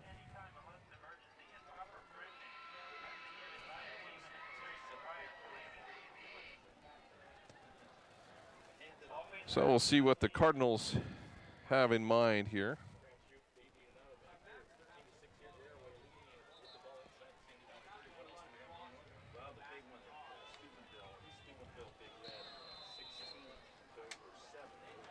So it'll be 2nd down and 10 here as the Cardinals trying to dial up a defense that can stop the Pirates offense. They look for the option, the pitch to Miller. And the Cardinals actually they're in pretty good shape defensively, but Miller slips by the tackler and gets to the 20-yard line for a gain of 7. They had him behind the line of scrimmage right there, and he broke 4 tackles to be able to pick up about 7 yards. You could see him. Had him dead to rights right there, and he just kept those legs moving. 1, 2. Finally brought down by the 2nd defender, but after about a 7-yard gain. So 3rd down and 3 for the Pirates. Got to figure they'll have a couple of chances at it here. As Winters, ball's loose, picked up by the Sandy Valley Cardinals. Needs a block. It's Chad Neisel with it. Down to the 20 and down to the 18-yard line. Well, that's a pretty quick turn of event right there. Carson Troyer and Ty Hampshire down there to knock down Chad Neisel. That ball just popped right up into his hands. and he was off to the races. Well, we might be able to see it. I mean, it looked like the dive was right there, and he, he went ahead and kept it himself, and they were able to pop the ball loose with the tackle, and Neisel was able to, like you said, catch it in the air and take it down. So, big turn of event right there for the Cardinals. Well, another big play. Wish we could show it to you again, but that's just not going to happen apparently. So we'll move on. Well, one team getting ready to go in to score and be up by a couple scores, and now you turn around and this could be a quick tie football game. First down and 10, the handoff to Bracken. Inside of the 15 to the 14-yard line. Little lead block up in there, and was able to pick up a 3-yard gain.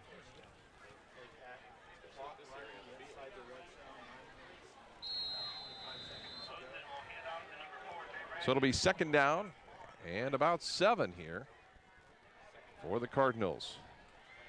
Mosden looks to the outside, and that is incomplete as it was intended for Austin Durick.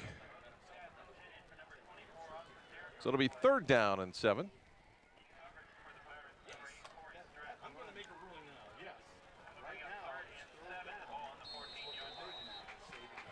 So the Cardinals, this would be a tough one. I'm guessing they're going to have a couple of plays here to get I 7 would think, yards. But, this is going to be a tough one right here that they had that big turnover and can't come out of here with some points. So third down and 7, 9:13 to go here in the second quarter.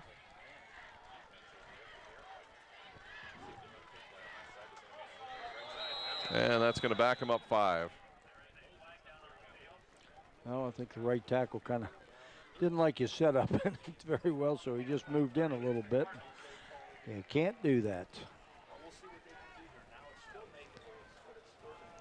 So that will make it third down and 12. Yeah, about third and 12 right here. So, but again, you're inside the tour on the 20-yard line. It's got to be 2 down territory, I would think.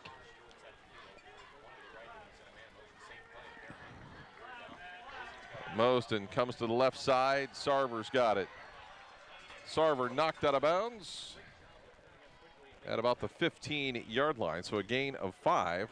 Tell you what, that was a great job by Garaway's defense right there, because they sent the motion the opposite way and then threw it back here to a little screen to Sarver, and Garaway really didn't move much defensively. They just stood and played their zone defense and went ahead and let him pick up 5 or 6 yards and made the tackle. That was Tanner Pettit that made the stop for the Pirates.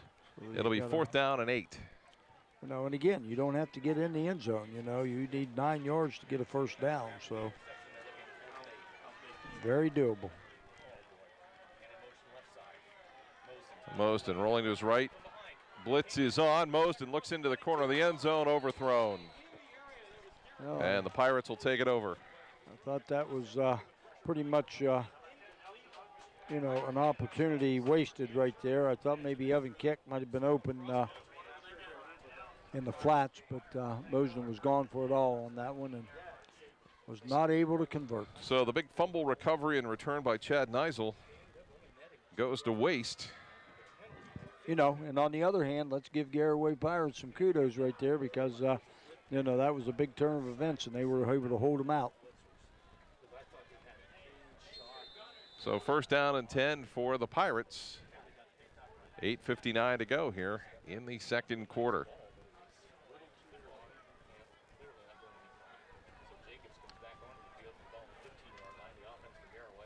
So after the miscue, the Pirates get another chance. Pirates on top, 13-6.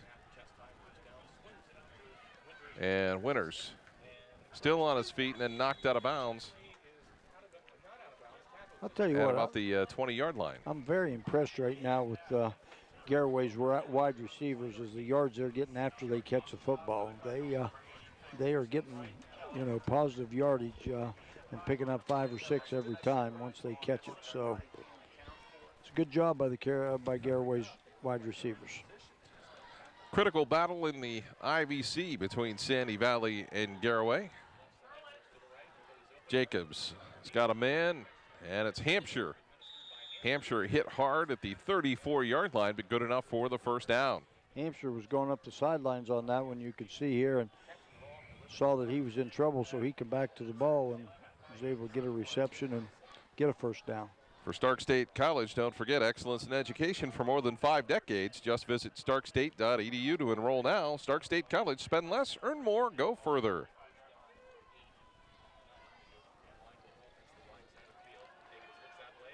Jacobs looks right, comes back to the left, feels some pressure, takes off. And he'll get out of bounds after a positive gain, though. Well, sits right there. You can see Sandy Valley's linebackers are just sitting right in their zone and trying to make Jacobs commit one way or the other. And when he commits to the run, you know, he's going to get 4 or 5 yards every time because the linebackers for Sandy Valley just can't quite get there. So it'll be 2nd down and 5 after the gain of 5.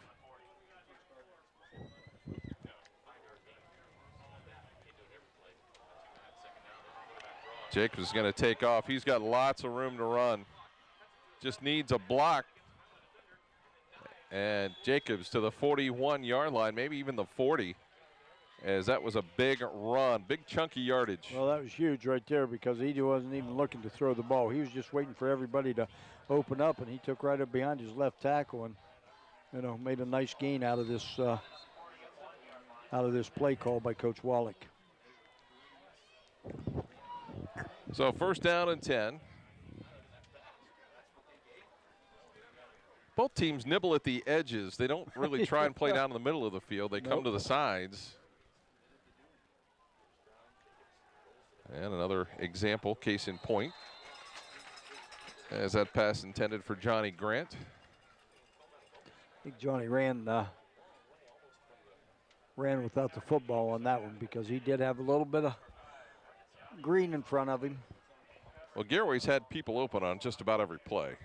It's just a matter of if Jacobs wants to go to them or if he wants to try something a little on his own. The thing about it is if you're going to play a zone defense, okay, you're going to back up as soon as that ball's snapped, and anybody can run it out as long as your quarterback can get it to you. So those 4- and 5-yard gains or outs are wide open most of the evening.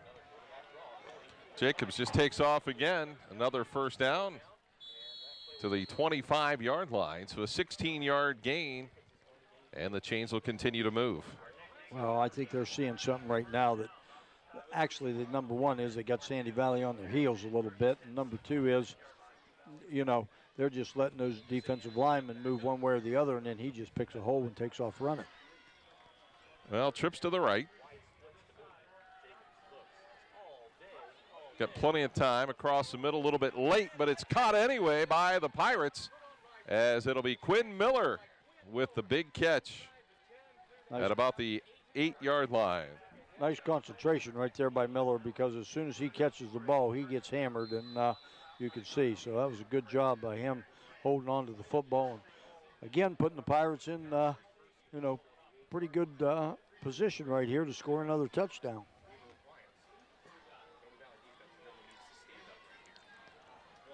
But we've seen crazy things happen so far tonight. Garaway leading it by a touchdown, and now at the Sandy Valley 8-yard line. The Diesel package. Brady Winters dives down to the 1-yard line.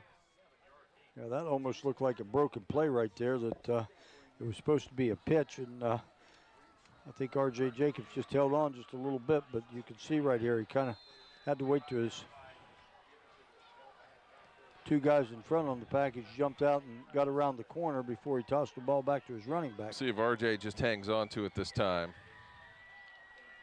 Nope, he's going to hand it off, and Winters in easily for the 1-yard touchdown.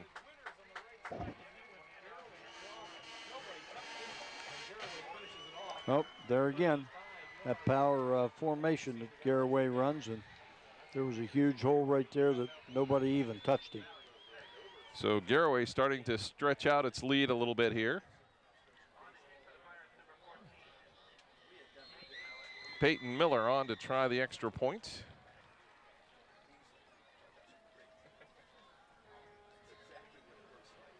Good snap, kick is up, and that kick is good. You know, you look at it a little bit, Scott, right now that when you look at the passing game that both of these teams have, Sandy Valley just seems like that Mosden's just gone to Sarver about 90% of the time, where Jacobs is turning around and using all of his receivers, and that's tough on a defense. So we'll see. The Cardinals are going to have to get something going here maybe before halftime. They're down by 14. You got 6 minutes to go, so you're going to have to, come up with something here because, I don't think right now you want to give Garaway the ball again. Well, Garaway's going to get the football to start the second half as well. Yes, they are. So, but we still have 6:22 on the clock here in the second quarter, and realistically, that's a lot of football. I mean, it is starting to, seems like cool off a little bit, but, you've played almost a quarter and a half of football, and it takes its toll on you. So the Pirates ready to kick it away. Finn and Bracken back deep for the Cardinals, standing around their own 10-yard line.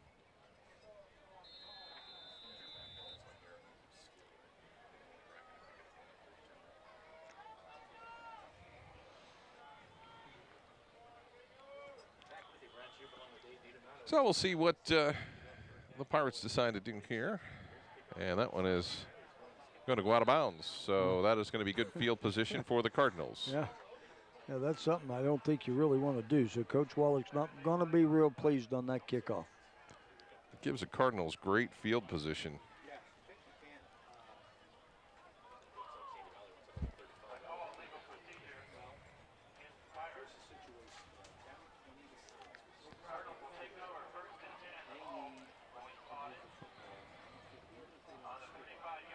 So it'll be spotted at the 35.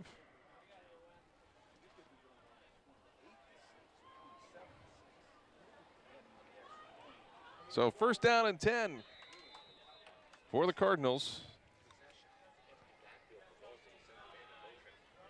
Obradovich with the little pass.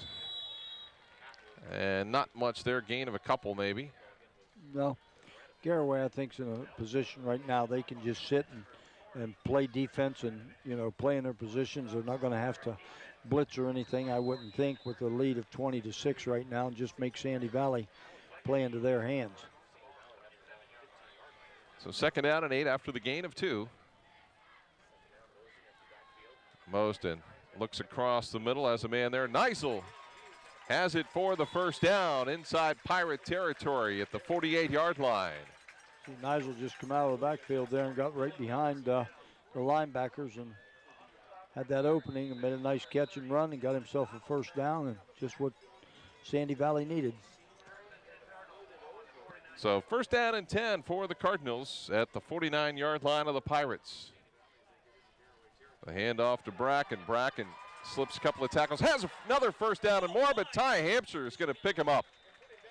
And he'll lay him out flat at the 38. Well, that was a pretty good textbook tackle right there by Hampshire, but he was able to pick up 12 yards before the Pirates could get him down to the ground. So this time Bracken is knocked down in a hurry as the Pirates there. Weston Woods in the right spot to make the big tackle. Yes, he was. It looked like Garaway was coming after everything on that one. He just met him 2 yards deep in the backfield. So a loss there. It'll be second down and 12.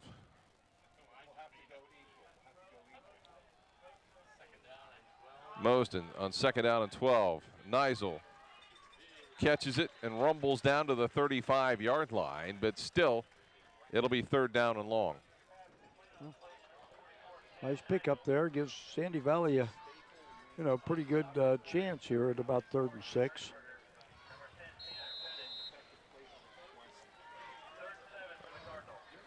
(20-6), Garaway on top of Sandy Valley. Third down. Cardinals look across the middle. Pass is caught. Another first down.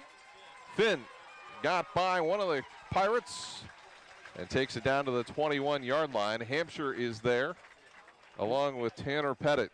Right after Garaway's touchdown, I just said that, Sandy Valley's been gone to one receiver. They come out this time, and look here, they've been using a couple different receivers, leaving Sarver alone. So first down and 10 at the 21. Bracken twisted down by the Pirates. Nice tackle made there by Ian Hirschberger from his linebacker spot. Yes, sir. Hirschberger stayed right in that gap and was able to make the tackle right at the line of scrimmage. So it'll be 2nd down and 10 from the 21-yard line. Brackett will stay in the backfield.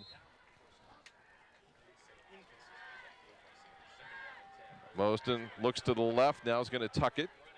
And he will run and not get very far, maybe down to the 20. Well, that was pretty good secondary coverage right on that play by the Pirates. So going to put now Dawson Dietz there to help make the stop for the Pirates. 3rd down and 9. We look at this, but we say, how big a 3rd down is this for the Cardinals, even though they're probably in 2-down territory. Well, they definitely would like to put a score on the board and not give the ball back to the Pirates.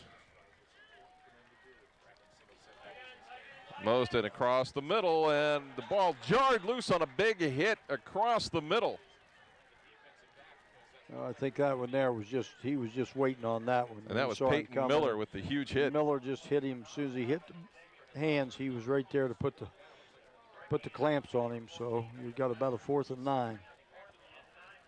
They would have had a 1st down on that catch. It'll be interesting here to see if Garaway puts any pressure on him. Well, the receiving unit is going to come in. It's going to be 4th down and 9. 3:02 to go here in the 2nd quarter. Mosden all alone in the backfield. Pressure into the corner of the end zone. It's knocked away at the last second by Ty Hampshire. And the Pirate defense is playing tough. I'll tell you, Hampshire did a great job on that one. He saw the ball. Eyes were on the quarterback as soon as the receiver turned. Hampshire just goes right up with him and just knocks the ball down. It was Bryce Kelly, 6'6", 200-pound sophomore. In the corner, they wanted to throw a jump ball, and Hampshire did a nice job covering it. Coming up at halftime, we'll have our MEB Systems halftime report. Also have our halftime adjustment brought to you by Ohio Head and Neck. But the big problem now for the Sandy Valley Cardinals, the Garaway Pirates have 2:54 to go here before halftime. They only have got 1 timeout, though. Yes, they do, but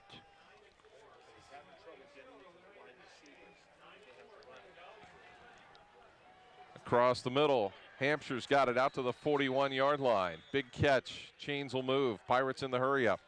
Yes, they are. You're going to see them try to get down the field and put it right in the middle of the field. And you even mentioned before that Garaway doesn't seem to go down the middle of the field a whole lot, so right there was a great opportunity for him.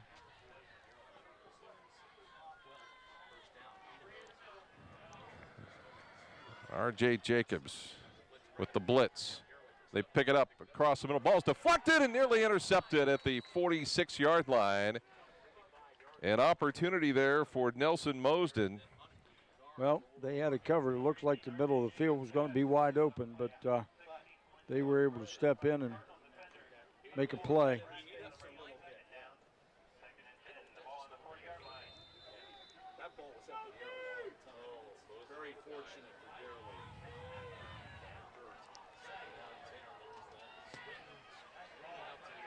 So the carry there by the Pirates, and good yardage out to the 46-yard line, a gain of 6.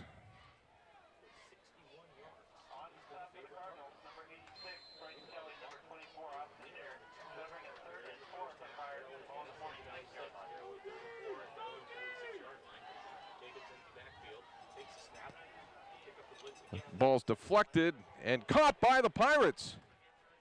And they'll have the 1st down and more to the 40-yard line. And we got a flag down because I think we might just have had a late hit on the quarterback on that one. So see where we're at, but not quite sure here on what they'll do.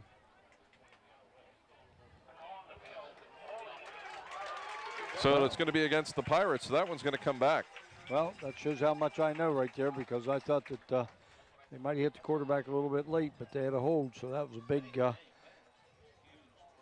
big penalty on the Pirates, and Cardinals could have dodged a bullet right here with 1:50 to go.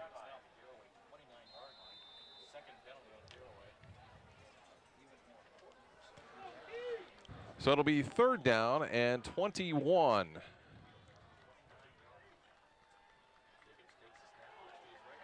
Across the middle, Winters had it intercepted by the Cardinals and tripped up Brad Smith with the interception. Well, they tried this series to get down the middle of the field. Garaway did, and you can see here one too many times as he tipped the ball to himself up in the air and went and made the interception. So, again, you got 1:41, 2 timeouts left. Opportunity to put the ball in the end zone for the Cardinals. You know, Sandy Valley's had a couple, couple opportunities here to give something, to be able to do something offensively, and Garaway's turned around both times and held them out of the end zone. Great job by the Sandy Valley Cardinals defense to get the football back. I think most of us thought Garaway's been on a roll offensively, yeah. and that wasn't necessarily good news for the Cardinals. Mosden in trouble, slips out of the big tackle, gets by another one, throws it down to the middle of the field and nearly intercepted by the Pirates. Well, Mosden did a great job right there eluding 2 of the Pirates that I thought had an opportunity to tackle him in the backfield, still get the ball down the field, and you can see right there's 1, right here's 2, and he throws the football, and either way, good coverage by the Pirates and good throw by Mosden. So 2nd down and 10. Mosden trying to rally the Cardinals to Sarver, and it's incomplete.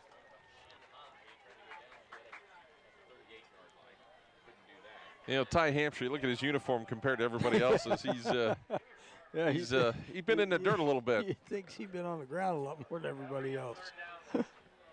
But again, he's done a good job offensively and defensively for the Pirates. Broke up a potential touchdown pass in the end zone. And made a couple of catches. 1:27 to go. 3rd down and 10. They'll come to Obradovich, and he is absolutely nailed by Tanner Pettit. And they're going to get a taunting penalty. That was pretty obvious, and that just wasn't. Let's face it, that wasn't a very smart play. So that'll be 15 yards and a 1st down. There wasn't any doubt. That got him right there. If he would have turned around and done that, walking away, that would have been 5. But when he kind of did it right over top of him, not allowed to do that in high school football. Yeah, you can't even question that. Nope. That was just too obvious. So a 1st down for the Cardinals, and is Garaway going to take his final timeout? I think Coach Wallach's asking what the problem was there, but like you said, there wasn't. When he sees the replay, he'll know. There wasn't really much question on that one. It's just maybe now he might be looking where the spot of the ball is. I'm not sure.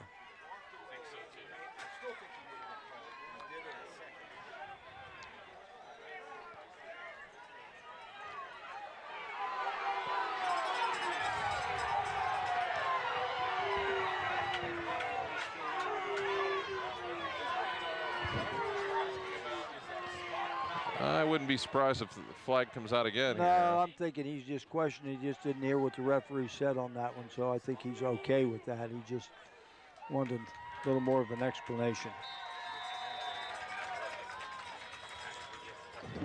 So 1st down and 10. That was a key play in the ball game right there. That was so far.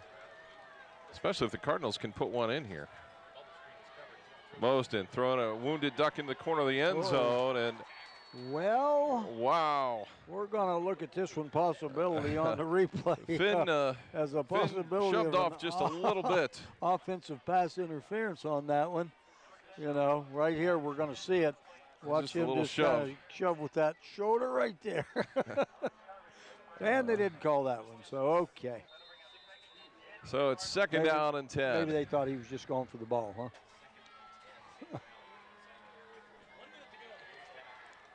Trips to the right, and we're going to get 5 more against I think it's going to go against the Pirates. Yeah, I think they jumped off right there on that one. So I think he must have gone on a second count there. And in all of this, the Pirates still up by 14. Yes, they are.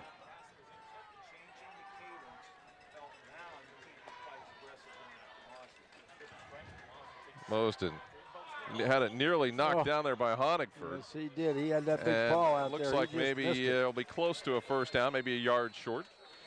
Well, the thing about it is right now, I think they're going to take a timeout, Sandy Valley. But, you know, you got 48 seconds to go. I wouldn't worry a whole lot about timeouts as you got second down here. They need to get the ball down, get it in the end zone.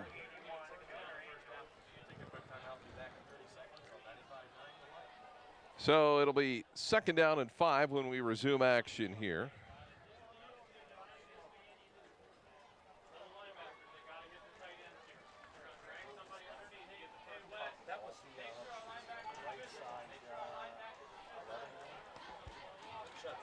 So it'll be third down now and 1. It was incomplete. As it's third down and 1.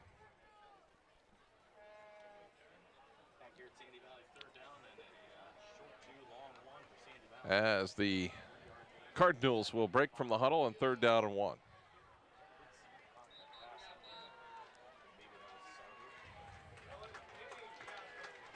Well, I guess with third and 1 here, it's definitely 2 down territory, but you only got 48 seconds and 1 timeout remaining. And like I said, you got to get in the end zone here with the chances you've had tonight.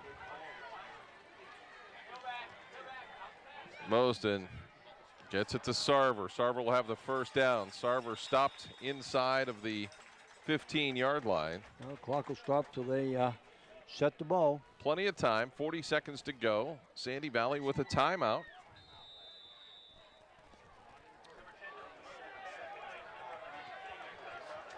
Need a little bit of a sense of urgency here as they've lost 8 seconds already. Throw into the end zone. Touchdown to Sarver in the corner of the end zone. Tell you what, he made a heck of a catch on that one as he got right behind Garaway defender. Mosden put it right over the top.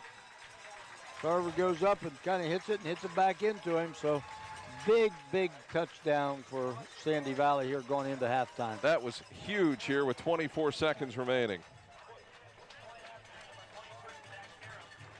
So Zach Caramon to try the extra point. Sarver's had a big first half. Oh.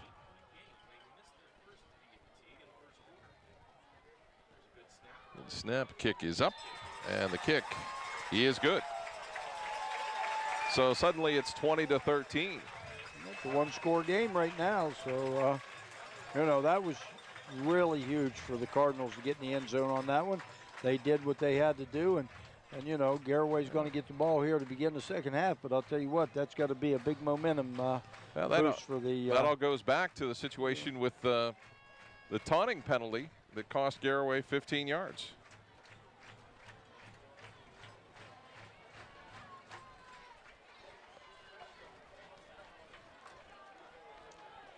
So with 24 seconds to go, Garaway will get the football back. Well, I'd certainly think that Sandy Valley probably squib the ball, squib kick it down through there, so don't get one of the deep guys to return it. And again, it's been the football game we expected it to be. Can't say enough about the Cardinals. You know, they have had a couple, 3 opportunities to put the ball in the end zone, but on that one right there, they got it. So you're right. Now we've got us a football game. It was not a football game, really, in a way. Yeah. I mean, Garaway pretty much was doing what they wanted to at will offensively. Yeah. You know, Garaway or Sandy Valley just kept them out of the end zone and you know, had a couple big turnovers, the Pirates did, because this could have gone the other way very easily and been a blowout. But Sandy Valley just holds in there and find themselves only down 1 score here.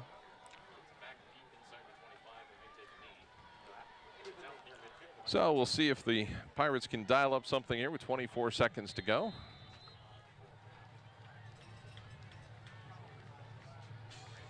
They're going to kick it long. out of bounds. And the one thing you didn't want to do with 24 seconds and a timeout remaining was to give them the ball in the 35-yard line. But again, you're in a situation here too with Coach Bollock knowing that he gets the ball at halftime. You know, I'm sure he's going to try to put the ball down the field here a little bit, but probably a play or two, and then. And you know, if we don't get in, we don't get in. But the thing about it is too, put the ball in the air. You don't want to turn it over because you know, every one of Sandy Valley's interceptions has been returned for big yardage. Well, the deepest defender for Sandy Valley is about 17 yards off the line of scrimmage. Well, we're looking here. I think it looks like Garaway might go in there with their eye package and maybe just run the football.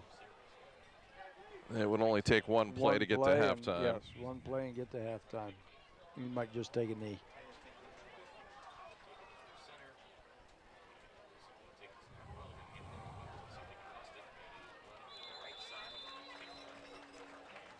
And that will be enough. Do it. As that will run us to halftime, 20-13. Garaway leading Sandy Valley. Will come back with our MEB Systems halftime report and also our halftime adjustment brought to you by Ohio Head and Neck Surgeons. Stay with us right here on TV2 Sports.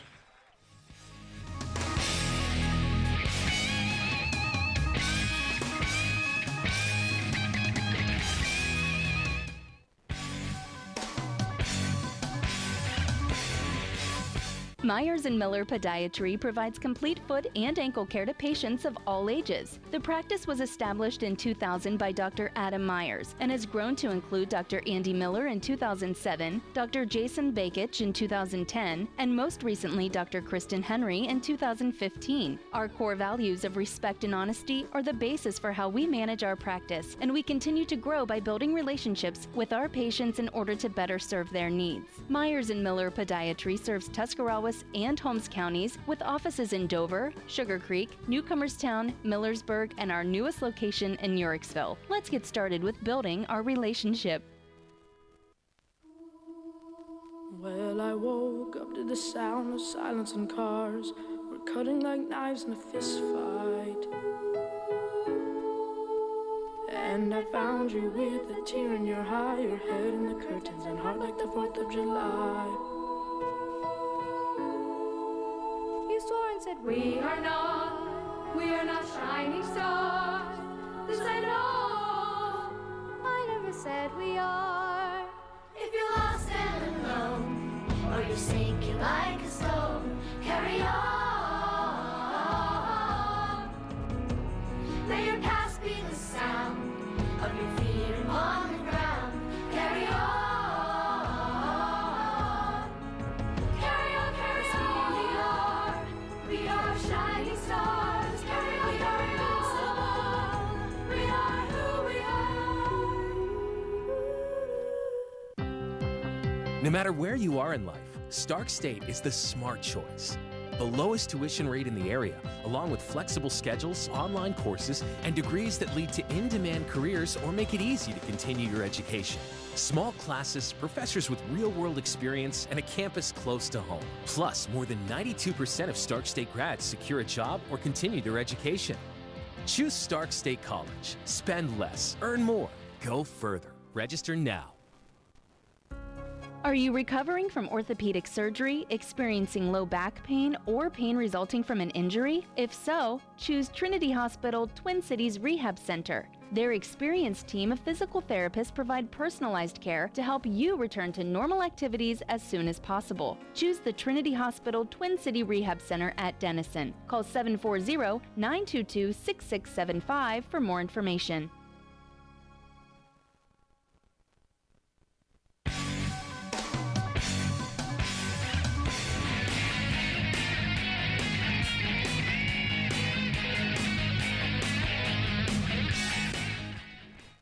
And we're back at halftime. It's time now for our MEB Systems halftime report. MEB Systems serving Tuscarawas and surrounding counties.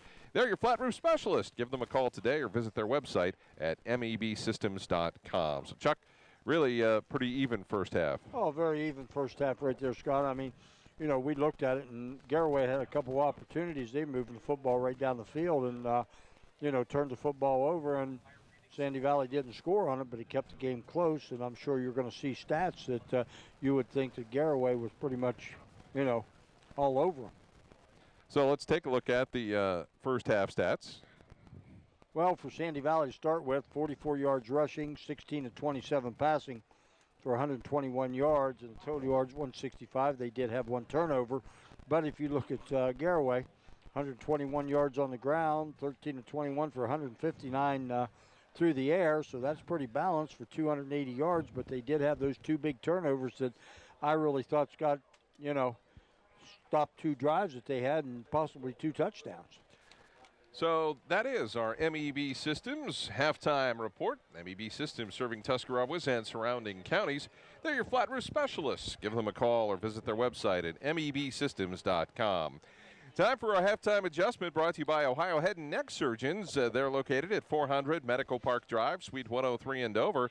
Get your next checkup at Ohio Head and Neck, offering certified licensed audiology services, board-certified ENT physicians, and full-service allergy testing and treatment. So, Chuck, how about your adjustment for the second half? Well, Sandy Valley, let's look at them first as being the home team, and they're going to go on defense that, you know, when they have those opportunities, they've got to get the ball in the end zone. Like I said, two turnovers, got the ball in good field position, didn't score.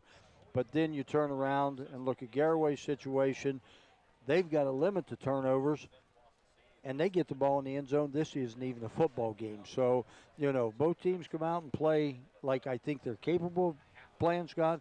We got us a heck of a second half on the horizon. All right, well, those are our halftime adjustments brought to you by Ohio Head and Neck Surgeons at 400 Medical Park Drive, Suite 103 in Dover. Get your next checkup at Ohio Head and Neck, offering certified licensed audiology services, board-certified ENT physicians, and full-service allergy testing and treatment. 20-13 our score. The Pirates leading the Cardinals, and the Pirates will get the football to start the second half. So a very good football game. Tell you what, certainly it's lived up to its hype. Both teams have had their chances. Yeah, they both have. And, you know, when we first started out this football game, we thought, heck, we're looking for an offensive show. And both defenses come out and started off on things. But then when both offenses got moving, we saw the ball go up and down the field quite a bit.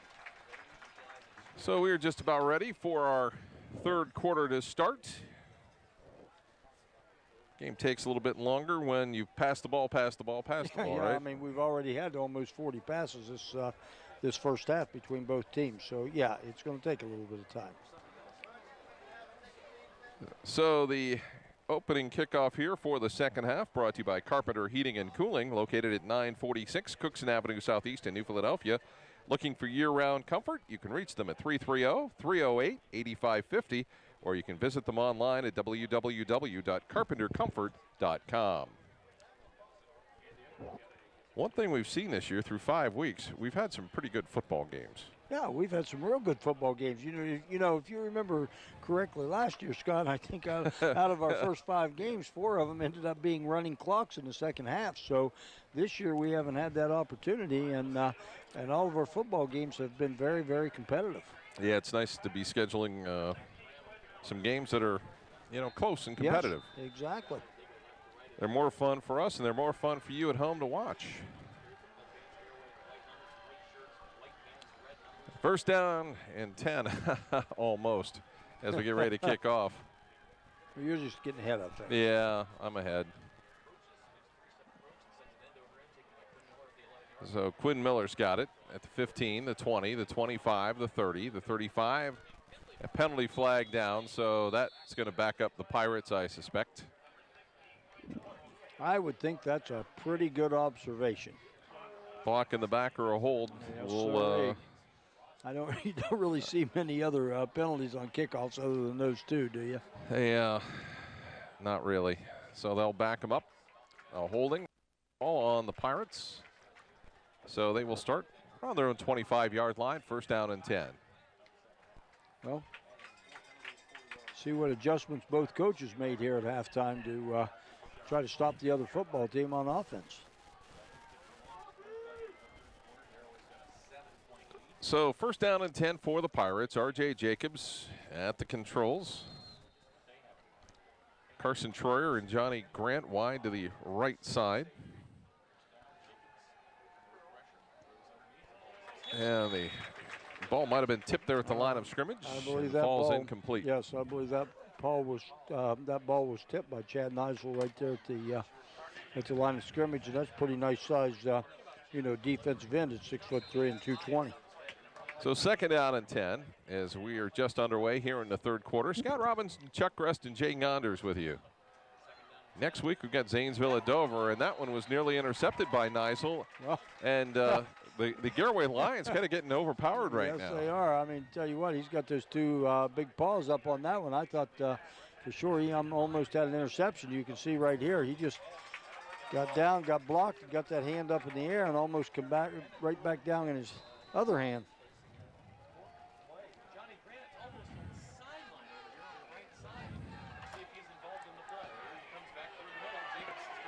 Jacobs stopped by Neisel at about the 28-yard line. And it will be fourth down.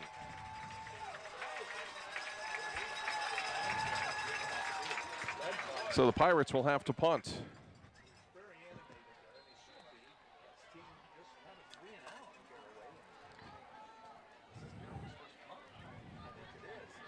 So Ty Hampshire on to kick it away, and he has been a great punter for the few times he's had to punt. And the Pirates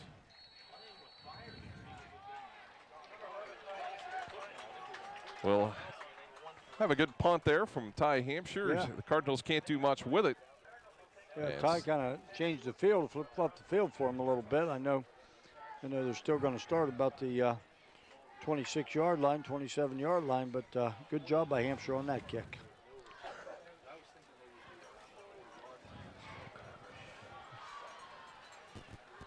Pirates had some gaudy stats coming in, but sometimes when you look at the competition, it depends on what games you play to score those 44 points a game. Exactly. Sandy Valley's a little different story. Right. But, again, like you said, though, who you play, but when you put up 44 points a ball game, you're doing something right. And that pass intended for Neisel is incomplete. I'm sorry, but, right now, if you do look at the first four football games and look at the schedule, Sandy Valley probably has played to strength of schedule a little bit more than Garaway has. But, you got to put the ball in the end zone, and Garaway's been able to do that. Very possible these two teams will both make the playoffs. Oh, very, very much so. The handoff to Bracken.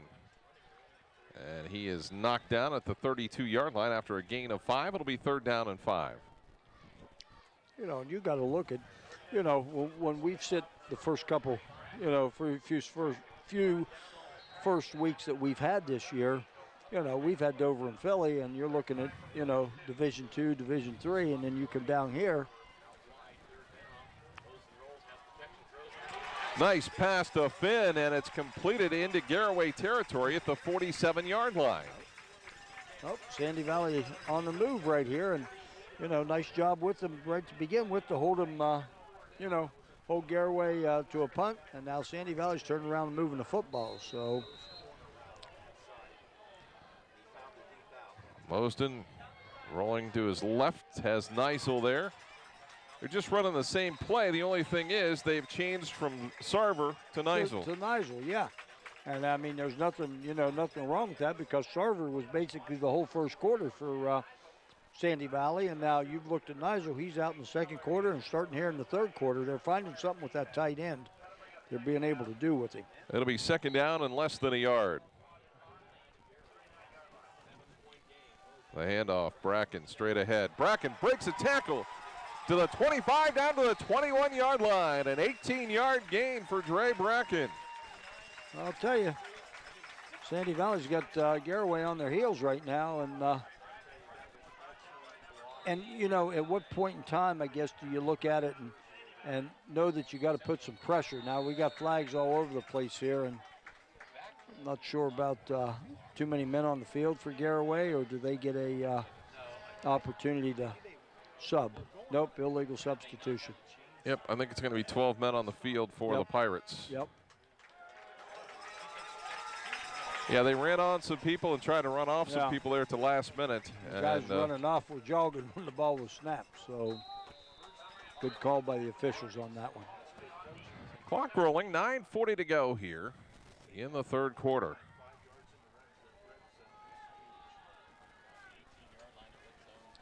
Handoff to Bracken. Bracken straight ahead to the 17-yard line.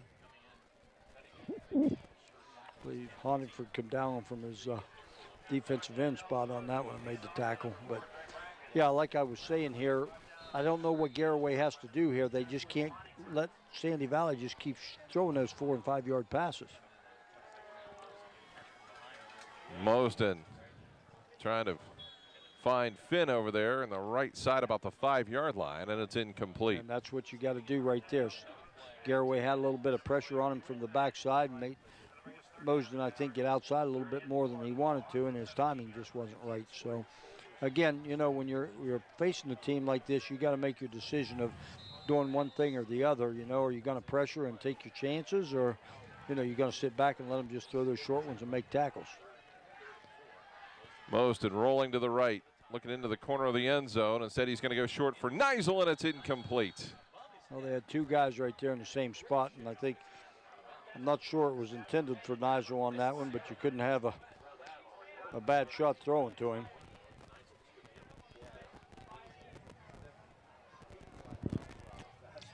I'm not sure that I wouldn't take a linebacker and maybe go man on Neisel right now to keep him from catching the football.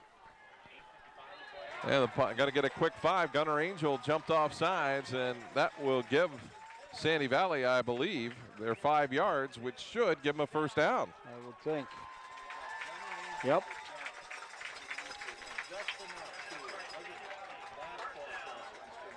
Got the first down the easy way.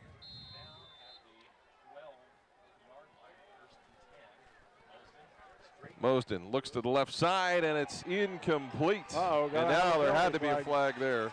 Yep, thought they grabbed that backhand of him. Looked like Ian Hirschberger might have grabbed on. I don't know if we'll see it again, but I think, yeah, we are right here. When you see Hirschberger come across, I think he grabs that backhand to Neisel. I know there's just no way that wouldn't have been a penalty. So you're now down to first down again, and they just keep getting yardage by penalties. So it will be first down and about 4 at the 6-yard line. The handoff to Bracken, and Bracken's nailed right at the 7-yard line. Well, took a hard hit. Yes, they did. They got his attention on that one, you could see, coming right in. I mean, he was stopped right at the line of scrimmage. Weston Woods is going to try to come off the field, and he took the worst of that. So they'll have to wait till he can get off the field here. I think it's his arm or something. Arm or wrist, maybe. Yeah. He got up and he knew something wasn't quite right. So it's second down and 5. At about the 7-yard line. So the Cardinals trying to tie this game up. They trail 20-13. The momentum has switched. Mosden wide open in the corner of the end zone. Touchdown to Neisel. Well, how about that one? I mean, he just walked right out there, and they didn't have anybody on him, nobody around. Mosden was able to take him. Look, jammed him a little bit at the line of scrimmage, but safety or corner didn't take their coverage on that. They might have been in man-to-man coverage and a broken coverage, and 1 point away from tying this football game up.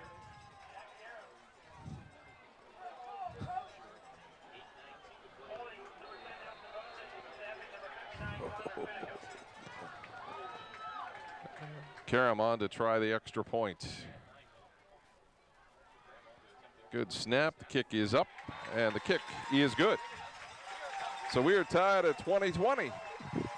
Well, I'll tell you what, that's got to put the Cardinal faithful standing on their feet down here in front of us, because right there, nice job offensively by the Cardinals to take that second half. The momentum has almost completely swung to the side of the Cardinals. Turn around the second half, start off on defense and have them punt the football, and then turn around and take it right into the end zone. So, you got to think that the Cardinals are feeling pretty good right now.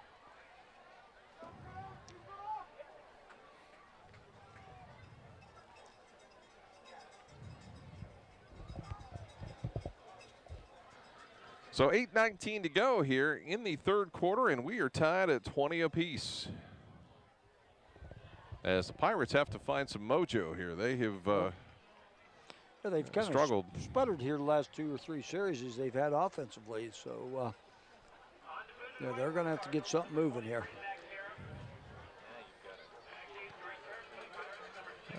And the Cardinals are doing what they want to do too. They're lengthening their drives out time-wise a little bit. Oh yeah, using the running game. That's the thing. But again, look, we haven't even played 4 minutes here yet, and both of them have had the football.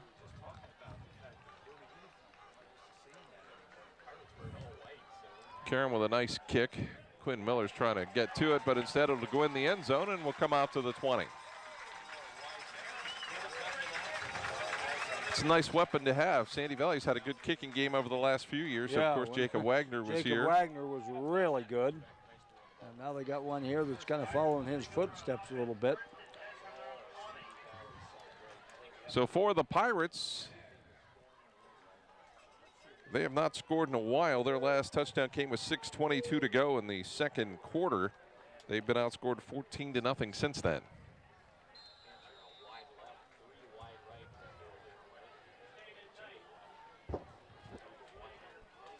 You can just see that quarterback draw. The line was spread out enough defensively, and Jacobs will pick up maybe 4 to 5 yards. Well, I think right now that's going to be a weapon that they need to use is put the ball on the ground and put in his hands a little bit, because their passing game right now is just not clicking.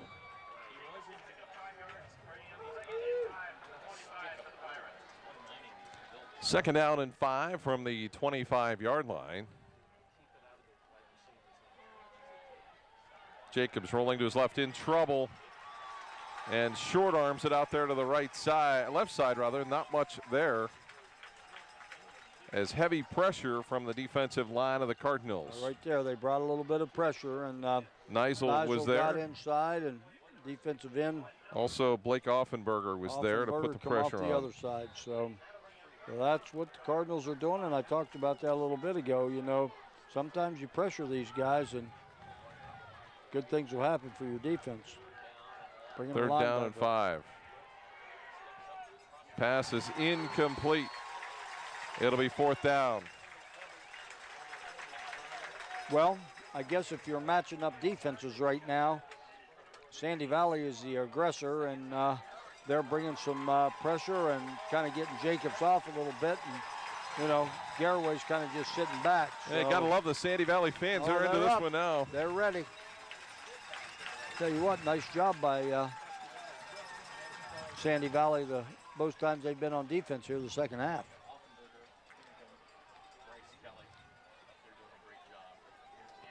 Hampshire's punt will bounce at about midfield.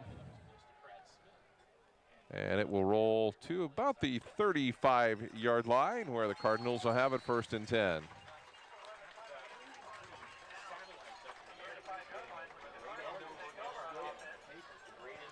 Well, let's see if Garaway can get anything going here defensively, or Sandy Valley just continues to march that ball down the field. 7:26 to go here in the third quarter. Scott Robinson, Chuck Rest, and Jay Yonders with you from Sandy Valley High School. You look at that right there too, Scott. Garaway only had the ball on offense for about 1 minute and 4 seconds, so not a whole bunch.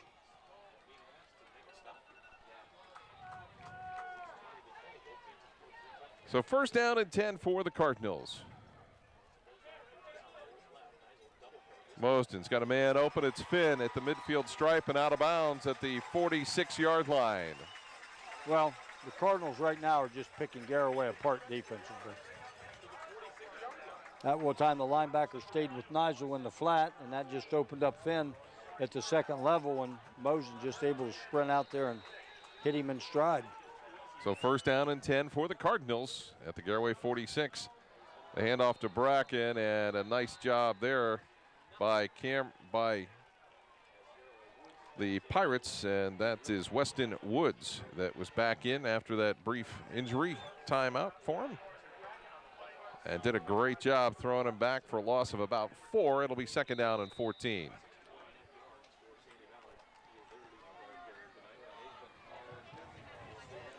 Pirate defense has changed up. They put 7 defensive backs, dropped into coverage. Tempting Mosden to run, and he will run and pick up yardage to about the 41 or 42 yard line there. Well, you dropped 7 back. Yeah, you're in pass coverage right now, so your quarterback can get some yardage here, but that's still going to make it about 3rd and 6 or 7, so that's manageable for the Cardinals. Especially the way they've been hitting those out patterns. Garaway almost playing a prevent defense. 8 guys in coverage.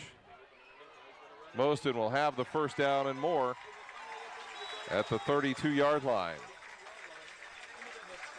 Well, they picked their poison. They want to stop the pass, and now they've got to suffer the consequences in the run. That's exactly what it is. As we get a look you can look at it on the right Stark here. State College replay. He sits right back just waiting to see what's everybody, and everyone was covered, so he just tucked it and ran it, and you're going to get yardage. Mosden looks to come to the outside, and it's nearly intercepted by Hampshire. Went through the hands of Finn. Boy, that just got him a little bit too quick. Finn's right through Finn's hand and right into Hampshire's hands, but he couldn't make the interception, and that would have been big for the Pirates. They need something here to go for them, and, you know, you're still setting 2nd and 10 right now. We had a flag down here, Scott. I'm not sure what they had, holding It's maybe? going to be a big one, a 10-yarder. So it's going to actually be 10 from the spot, so it's going to be first down and about 20 or so.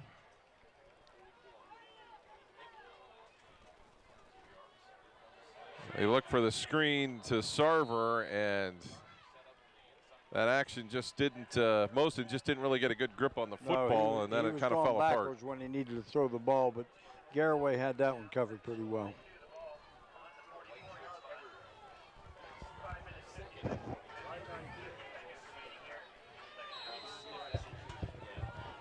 Second down and 22. I don't think we've had a play yet where we've had the clock continue to run after it. Mosden takes a little off of it, and Sarver is going to be knocked down at the 45-yard line. Well, that's what Garaway needed, was that big penalty, and that kind of helped their defense out there a little bit. And yeah, it gives you some more options. Yeah, now you're really putting the Cardinals in a pickle right now with about 22 yards to go here on 3rd down. 3rd and 22 from the 44-yard line. Now you're going to play that little prevent defense and maybe make Mosden run the football and just make sure you tackle him.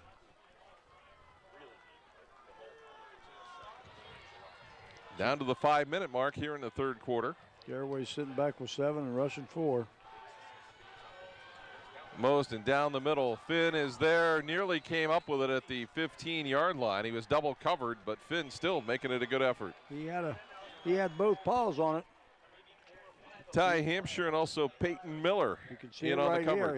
He went up in the air and tried to catch it right at the highest point, but they had double coverage on him and able to knock it down. Chad Neisel will come on to punt. Sandy Valley hasn't had to punt very much tonight. No, they haven't. Is this their first or second punt tonight? I think it's at least their second. Okay.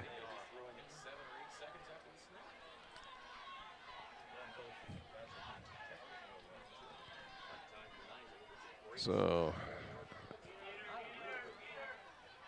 Neisel just kind of aims it toward the sideline, and it's realistically a pretty good punt right there by Neisel. Get down to about the 20-yard line where the Pirates will have it. So nothing wrong with that. Nope. Let's see what the Pirates can do here. But there again, you know, Sandy Valley had the ball for over, 3 minutes offensively. I know they didn't get anything out of it, but, you said that a little bit ago about, time of possession here as being a key. And, right now Sandy Valley's got it, and that helps your defense. So first down and 10 for the Pirates from their own 17-yard line. Jacobs gets about a 7-8 yard gain.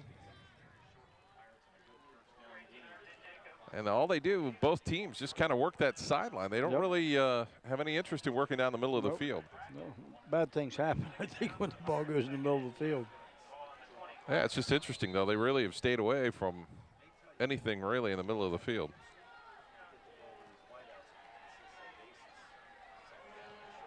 Jacobs is going to take it again as the first down. And stopped at the 36-yard line, a gain of 11. You know, I'm kind of a little bit surprised because both of these teams, the way they throw the ball, they just try to pick you apart. I'm surprised that they haven't run some kind of a inside screen instead of everything being an outside screen, you know, and try to get that runner back to the middle of the field. They come out to Brady Winters, and Winters will have a positive gain to the 42-yard line, so it'll be a gain of 7, second down and 3. Well, this is kind of nice for Garaway, too, to run a little bit of time off the clock here on offense.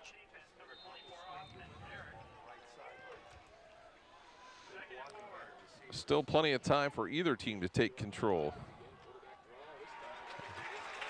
And we'll go to third down as the Cardinals clean that up. As Donnie Slack was there to make the tackle for the Cardinals. And now it's third down and 3. Pirates stay with 5 wide. Jacobs rolling to his left, gets a block. He had plenty of room to run. Penalty flag is down. Well, I'm guessing that that ineligible lineman downfield, I believe. I believe number 50 for the Pirates took off down the field, and the ball was kind of thrown across the line of scrimmage. So I think that's going to cost the Pirates a little bit of yardage.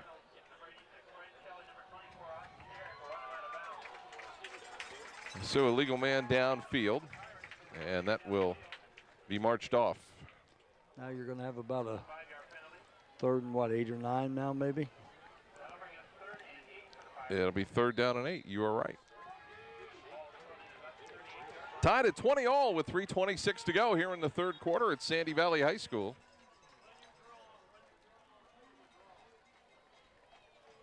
Thanks to everybody involved from Garaway High School and also from Sandy Valley High School for allowing us to broadcast tonight. Thanks to coaches Zach Gardner of Sandy Valley and also Jason Wallach of the Garaway Pirates. Third down and 8. Jacobs is going to run it. Jacobs is going to have the first down and more. Still moving his legs into the Cardinal territory at the 48-yard line. The ball come out, but I think that the officials had him down before he dropped the ball. So big first down right there by Jacobs and the Pirates. Take another look. You see may right be right. Here, that was his big run right there. That got him the first down. Now you see he's into the pile.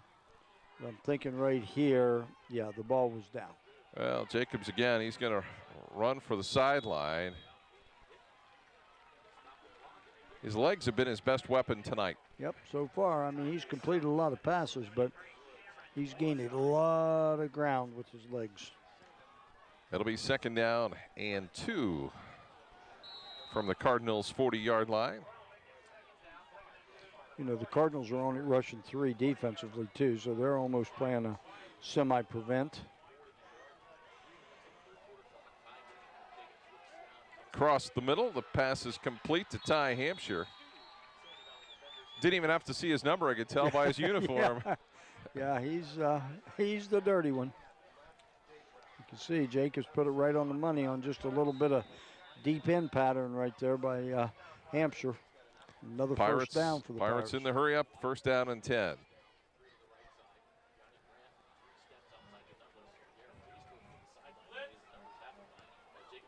It's going to be intercepted by the Cardinals. A huge interception by Nelson Mosden. Is that one of those go to the well one too many times, maybe? because they saw that coming, and Mosden just laid off and then stepped right up in front of him, picked off. Cardinals, another turnover, another opportunity. Well, you're gaining 5 and 6 yards at a time with your quarterback. Yeah, I know what you're saying. You got to mix it up, though. I know. You got to mix it up. Could have caught him napping, you know. Yep. I mean, you're moving the ball, and you're right. 3 out of 4 times, you're picking up 6, 8 yards. Yeah. But well, you got to mix it up, though. You can't just. You want to try and stay balanced as you can. Yes, you can. But the old adage too, if it's working, you know, keep going to the well. But. So it's first down and 10. Mosden kept it out across the 45 to the 47-yard line. A nice gain of 8. It'll be second down and 2. 2.5 minutes remaining here in the third quarter.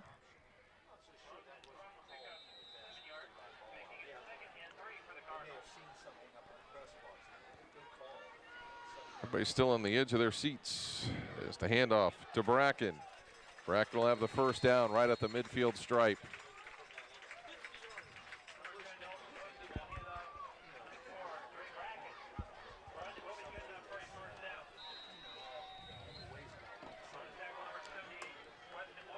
So first down and 10.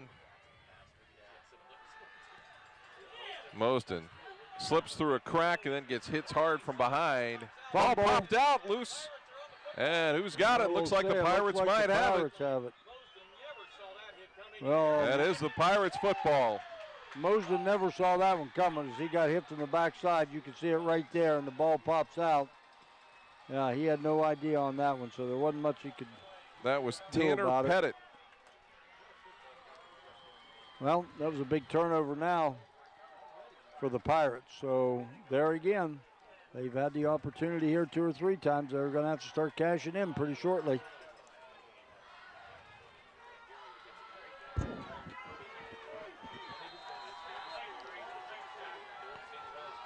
So big hit. And now Jacobs has a chance. Nice spin move by Ty Hampshire, and he is down right at the 40-yard line. It was a nice move to get away from the Cardinals defense. You can see it right here. Nice job. Mosden come up to make the tackle. He spun to the outside, and boy, he just made a nice run right there after the catch. And our replays, of course, sponsored by Stark State College. Excellence in education for more than 5 decades. Just visit starkstate.edu to enroll now. The pass is caught. Brady Winters, touchdown. Well, it's the first time we've seen that pattern, I think, run by the Pirates tonight as they just flooded the deep zone.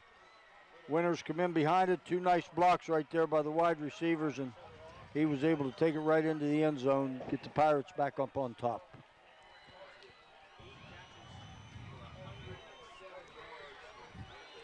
So that was his 8th catch in the game. Over 100 yards. And now the extra point attempt by Peyton Miller is up, and it is good. And that makes it 27-20, Garaway. Well, I'll tell you, he doesn't get much height on those extra points. He puts it down the middle, but, you know, they're pretty much line drives. Well, the good news is for the Pirates, they cash it in, and it's 27-20. You know, like you said, they scored, with about 6 minutes to go in the second quarter and hadn't scored since. So that was a big 7 points right there by the Pirates. About a 13-minute scoring drought. Yeah. And within that period of time, too, they were letting Sandy Valley get right back into the football game. You know, so much on the line in this game, really, and Garaway's game against Ridgewood next week as well. Yes, there is. This is the 3 weeks that mean a lot to all 3 of these teams in the IVC, and also playoffs. It's going to be interesting, though, when things change a little bit next year, when there's other teams into the IVC and schedules change just a little. Yep. There's still going to be 2 divisions in it, but, you know, things will change up a little bit. So Peyton Miller to kick it away. And Finn has to go over the shoulder, picks it up at the 15. And there won't be much room to go at the 19. He is nailed. Right there, the tackle made by number 30. That's Dylan Donaldson.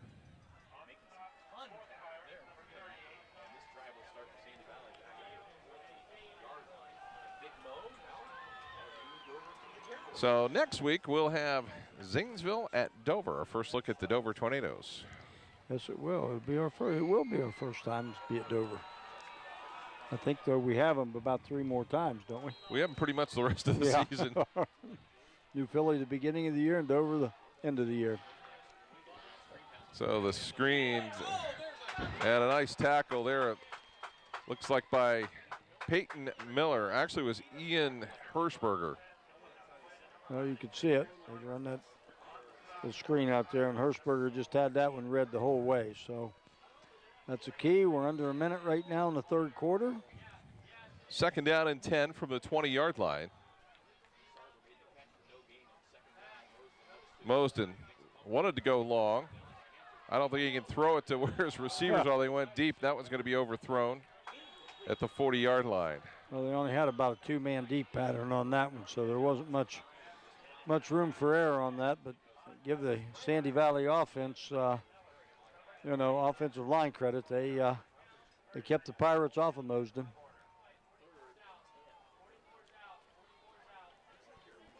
So it'll be third down and 10.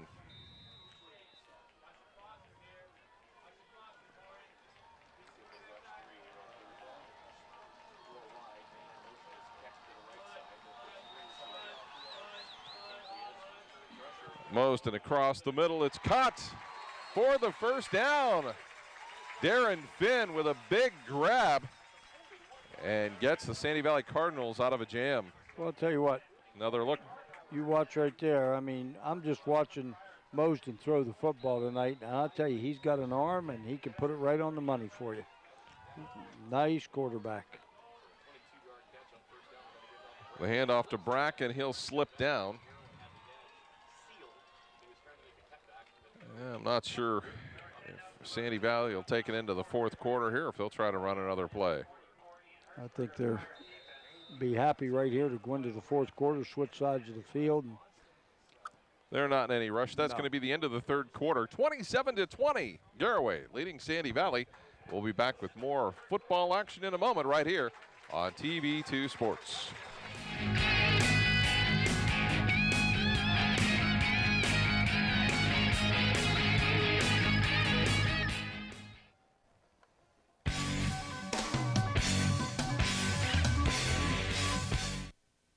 Omni Orthopedics comprehensive programs provide early diagnosis and successful treatment for every musculoskeletal problem. With more than 30 years of orthopedic experience, their physicians offer patient-centered treatment for all ages. From evaluation to rehabilitation, your treatment plan is designed around your needs. Omni Orthopedics specializes in sports medicine, the spine, physical medicine and rehabilitation, foot and ankle, and hand surgery. If pain makes activities like climbing stairs, standing or walking a challenge, turn to the home team at Omni Orthopedics. Their mission is to provide you with the highest quality and most advanced orthopedic services so you can get back in the game. Located in the Oxford Medical Arts Building, Omni offers a full-service facility including digital x-ray and physical therapy. So there's no need to travel when quality care is so close to home. Omni Orthopedics, setting the standard in orthopedic care.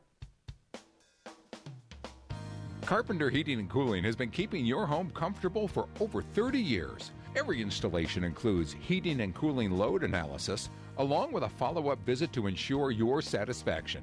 Carpenter services all makes of residential and light commercial heating and cooling equipment utilizing custom fabrication and state-of-the-art system checks. Their NATE certified technicians work hard to provide you with total living comfort. Hi, I'm Doug Carpenter. And I'm Chris Carpenter. Come see us online at carpentercomfort.com. Or give us a call at 330-308-8550.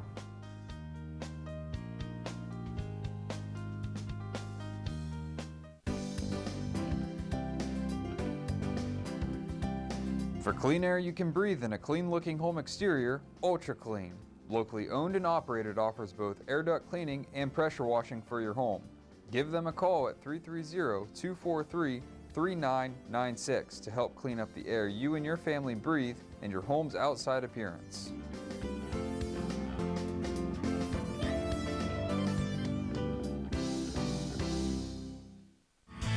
Students choose Kent State University at Tuscarawas because of our academic excellence, dedicated faculty, and affordable tuition. Our bachelor's and associate degrees will prepare you for careers including nursing, computer animation, or veterinary technology. Kent State Tuscarawas offers a dynamic campus with state-of-the-art facilities, exceptional student services, and a welcoming environment. Call or visit us online to register for classes and find out more about Kent State Tuscarawas.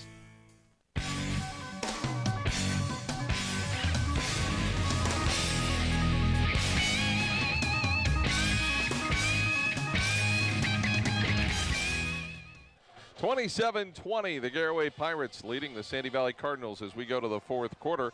Our third quarter wrap-up brought to you by Ultra Clean. For clean air you can breathe in a clean-looking home exterior, Ultra Clean, locally owned and operated, offering both air duct cleaning and pressure washing for your home. Give them a call at 330-243-3996 to help clean up the air you and your family breathe and your home's outside appearance.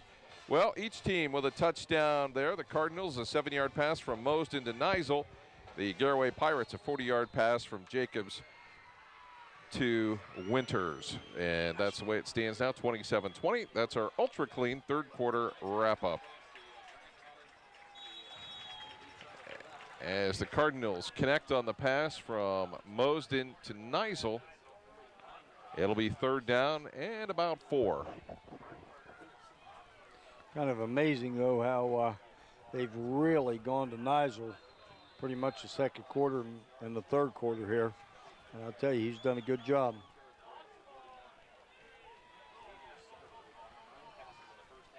So it'll be third down and 4. Mosden makes the pass to Finn, and I'll tell you what, he knew where he was going to be, and he threw it right on the spot. Yes, he did. He put it right on that deep out right there. Finn come back. There was not much way to defend that one. Tell you, just threaded the needle there. Corey Stress on the coverage. Sandy Valley right on the move again.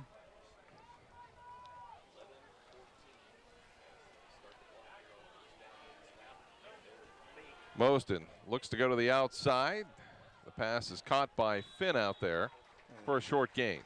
You know, that play right there is a great play because you fake the run, you take your quarterback and put him on the edge, and then that really puts that corner or that linebacker out there on an island. So you come and get him, he throws it, sit back, he's going to run it. So a good play.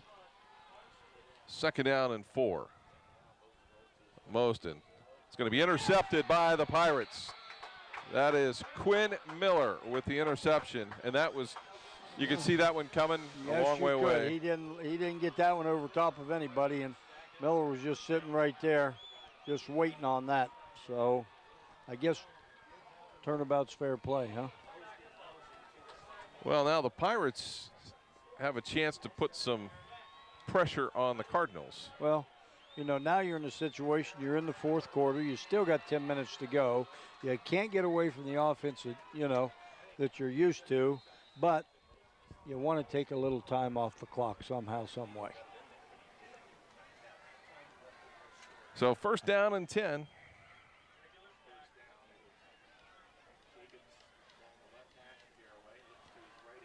Jacobs to Winters. Winters stopped. Keeps working to the opposite side of the field. Gets a block.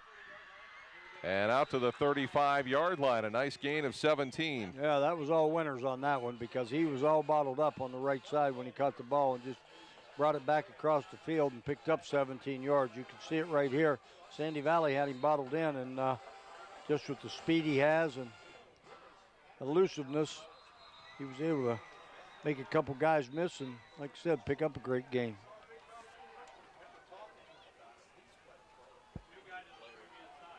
And keep the clock running here once they get the chain set. The Pirates have it first down and 10 from the 36-yard line. They lead at 27-20 on the Kent State University Tuscarawas scoreboard. Jacobs to Grant. Grant's got some room to run, and Grant is spun out of bounds right about the 45-yard line, maybe a little bit better than that, so another nice gain. Well, two big plays back-to-back with the Pirates. Pirates flipping the field pretty quickly here on the Cardinals. They flipped it on 2 plays, and that's big. Carson Troyer's had a quiet night.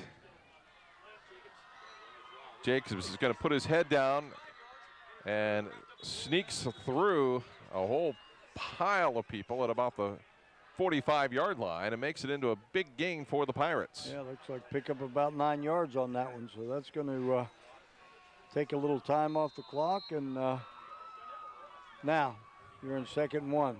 A little coaching from up here. Let's just continue to run the ball and get a first down, but that's not what you're made of sometimes.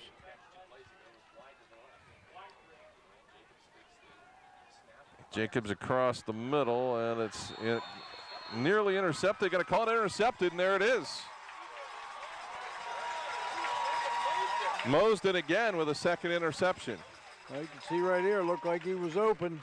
Went right through his hands on that. Mosden was down, and yes, sirree, he got the interception on that one. And again, you know, you're sitting at 2nd and 1. You know, get a first down, keep the clock moving, but again, I understand that's not your offense, so you got to go with what got you here. Yeah, it's putting a lot of pressure on the defense. But you're right, defense is back at it again.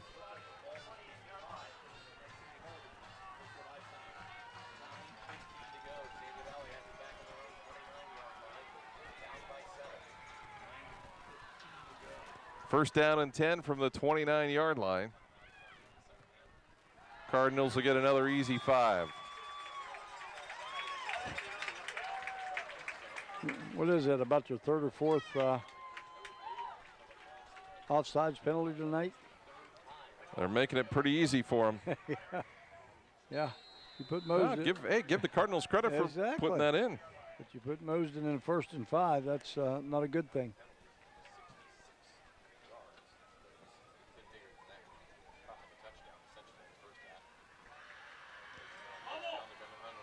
Mosden looks outside to Obradovic, and he'll have a gain of a couple. Good job by the Garaway pursuit on that one to keep him, because that was a bubble screen right there, and it seemed like he had one block, but Pirates got over there pretty quick. So it'll be 2nd down and a couple.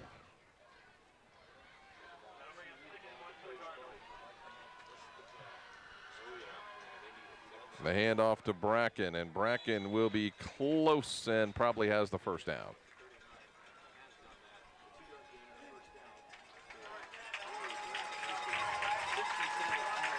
It's not quite do or die time yet, but this is a very important drive for the Cardinals. We've got plenty of time with these two teams with 8 minutes to go. I think they think it's a good drive if they hold the ball for 2 minutes. Mosden looks across the middle, and it's incomplete, intended for Finn, and that play looked like a little bit off. Neisel and Finn crossed pretty close together there in the middle of the field. Yeah, in fact, when I first was watching it right here, I thought it was going to Neisel, and he threw it behind him, and then Finn come in behind him and just couldn't quite get it. So 2nd down and 10. Mosden in trouble. Got away from a couple of the Pirates. Mosden looking to go long and just over the head of Bracken at the 30-yard line. Well, first of all, how did Mosden get out of that? That was number one. Not only one tackler, but 2. And then he did have him open on the sideline, just overthrew him just a little bit. You can see right there, had 1 tackle, 2 tackles. Now he turns around and gets his feet set and gets him up the field. And I'll tell you, had him open right there, just overthrew him a little bit. Pirates have had some trouble, obviously, tackling Mosden.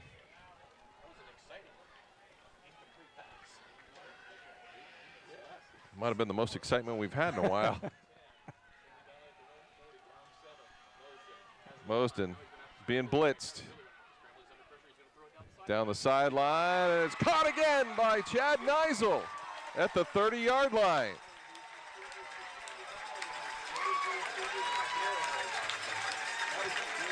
Well, it's been exciting.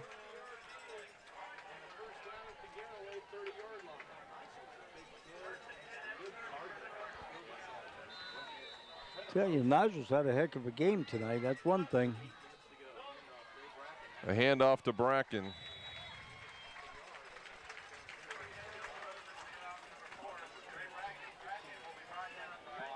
So a nice gain of 6. It'll be 2nd down and 4.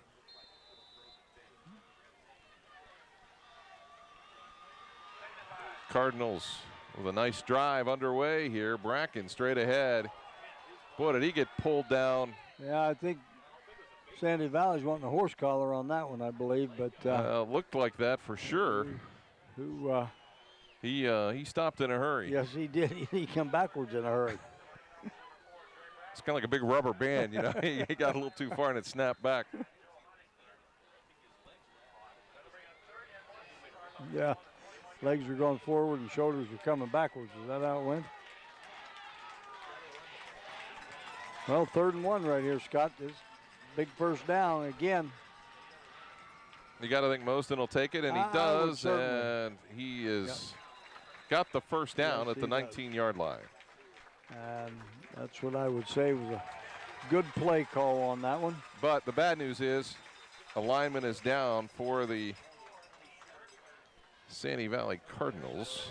I believe, what is that, number 59, I think? And that is Connor Finicum that is down on the field. Yeah, he's rolling around there a little bit, so I don't know what happened to him.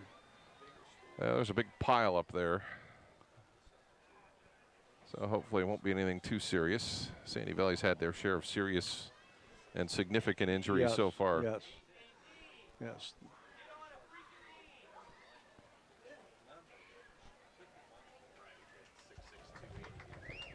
So they're going to get Connor here off the field, I'm sure, shortly.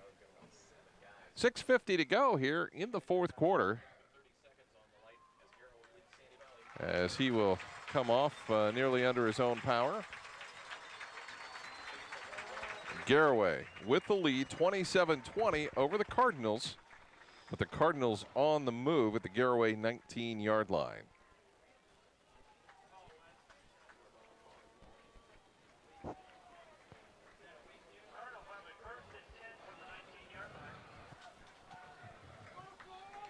So Sandy Valley cranking on offense here.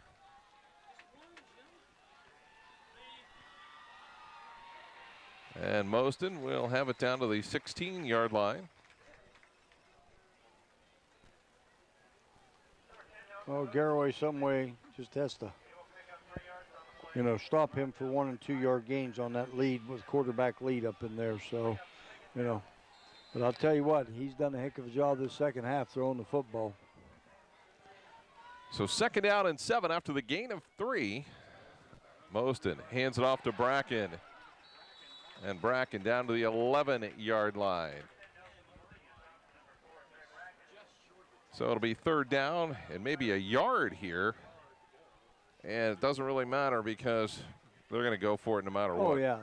This is definitely no question about it. Down 1 score, you're definitely going 2 down. Late in the game, you're not going to get many more chances now. Maybe 1 more if you're lucky. Although you never know. Well, with this going the way it's gone. Straight ahead, Bracken, and he is down to the 5-yard line.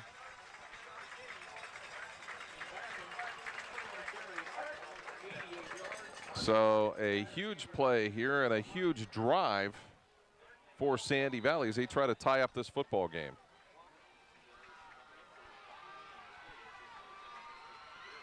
Moston straight ahead. Moston stops short at about the 2-yard line.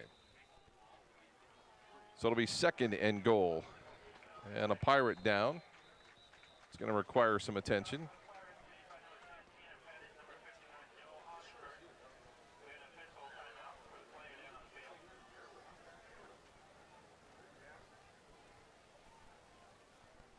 So both teams will get a chance to get a breather.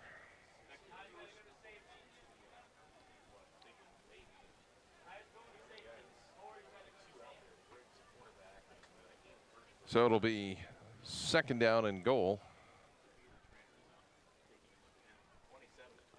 So I couldn't really tell on that one what exactly happened, whether he got rolled up or, somebody just timed. There you go. Somebody must just stepped on him. So. And that's Ian Hirschberger. He's a pretty critical piece of the Garaway defense. Yes, he is. You don't want to see one of your main linebackers have to go off for a play at this crucial stage of the football game. No. So you got second and goal, huh?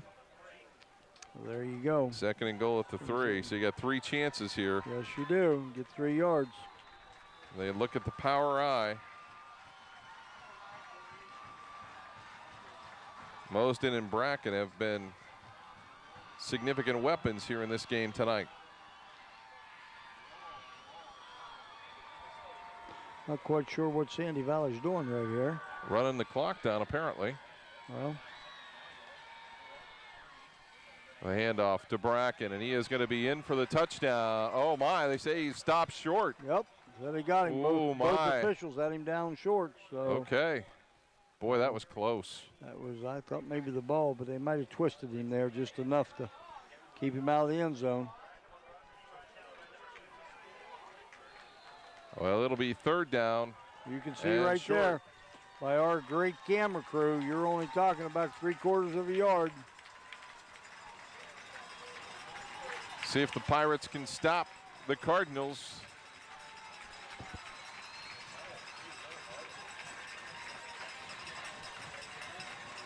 Kind of interesting here, though. Sandy Valley taking a little time off the clock. They hand off to Bracken. He's in for the touchdown.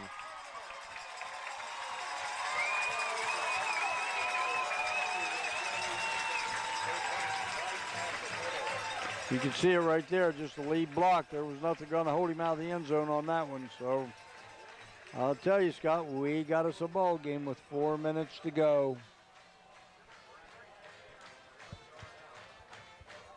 So 4:09 to play, 27-26, and Karam's on to try the ever-important extra point.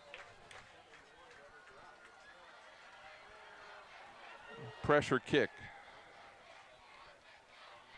Good snap. The kick is up, and the kick is good. So we are tied at 27-all here at Sandy Valley High School. What a football game we've seen. It's lived up to all the hype.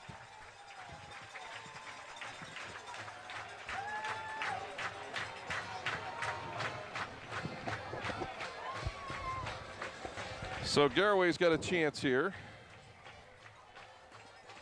I'll tell you, you said it, and it is so true. You know, this is a heck of a football game from the get-go tonight.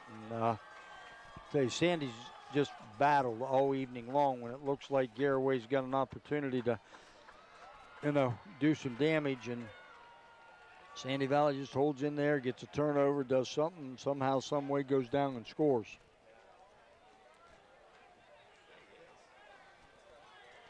So it's almost a situation where you're in sudden death now because the next team that scores, probably will win the game. Yep.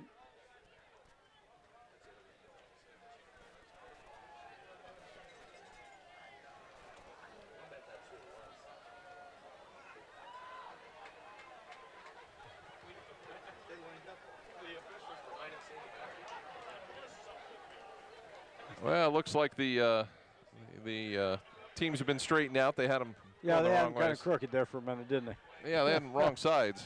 Yeah. So what a great football game. It's been a big pleasure to be up here to do this one, this IVC battle between Garaway and Sandy Valley. Tied at 27 with 4:09 to go. Yep. Usually when you have shootouts like this, you could say, last team with the ball might win, but I'm not so sure that's the case with these guys. Nice job by the Pirates as they grab it right at the 40-yard line. I don't know, but that was probably thinking that Holton Yoder wasn't really wanting that football, but that was a good move that he caught it right there because that put Garaway in a great position on the field. Certainly saved him a lot of yardage. Yes, it did. He probably saved him 20, 30 yards right there. Now we'll see what the Pirates got left in their tank offensively.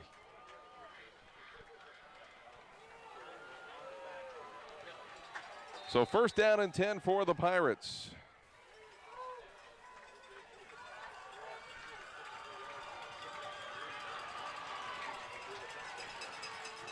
Jacobs is going to take it himself. Has some running room. To the 48-yard line. 13-yard gain. Scott, I know I'm not a coach, but can I make a suggestion to you? Sure. Can we let 18 run the football for Garaway till they stop him? Because I'm telling you right now, that's where they're getting their yardage, and he's picking it up chunks at a time. So, you know, just make him stop. And you can see right now, Sandy Valley's got everybody up in there to stop him. Now go ahead and throw the football.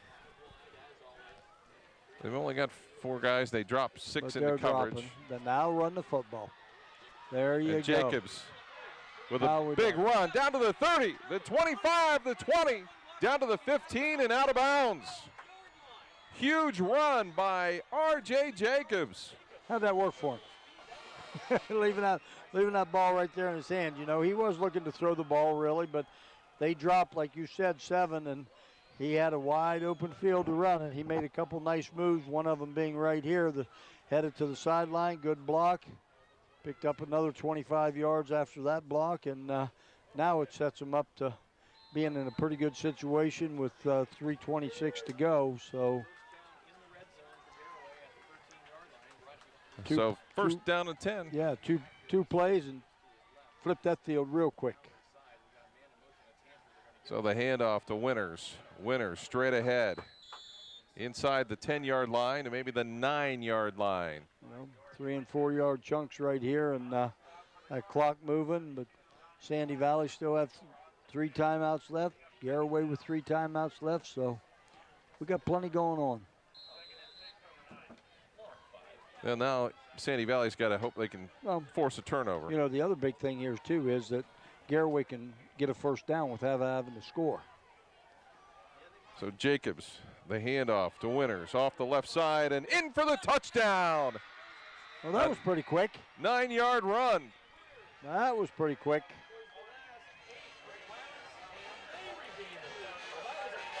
Brady Winters with a 9-yard run. Well, you can see it right there. They had one guy on him. He just spun off of him and spun right into the end zone. So, tell you what, Garaway realistically was what you're used to seeing out of Garaway's offense was right there. You know what I mean? 3, 4, 5 plays and boom, you're in the end zone. And again, that's just, you know, on Sandy Valley's part, but Garaway's got to turn around right now and do the same thing. They got to go on defense. And snap, the kick is up, and the kick is good. You know, been out there so much, both teams defensively, that eventually I think you're going to break it. And that time Garaway did it. And now let's just see if Garaway's got enough in their tank to hold Sandy Valley out of the end zone. Well, 3 timeouts for Sandy Valley. And 2:48 on the clock. That's plenty of time, isn't it? We just saw it, right? I mean, that's what did we start with, about 4:20 or so, something like that for the maybe. Yeah. Yeah. It wasn't much more than 2 minutes. About a minute 40 off the clock or something like that. It wasn't much more than 2 minutes for them to score. Well, I think they had about 4:02, so it took about a minute 12, minute 14. Yeah. Tell you what, been an awful entertaining ball game. It's been a great ball game. Very one of the best we've seen in a long time. Absolutely. Glad we're here at Sandy Valley High School for IVC action.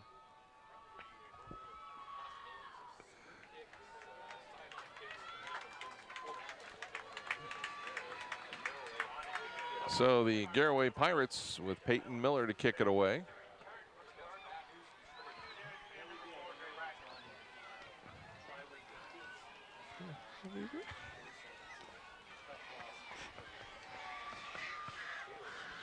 So the Pirates ready to kick it away here.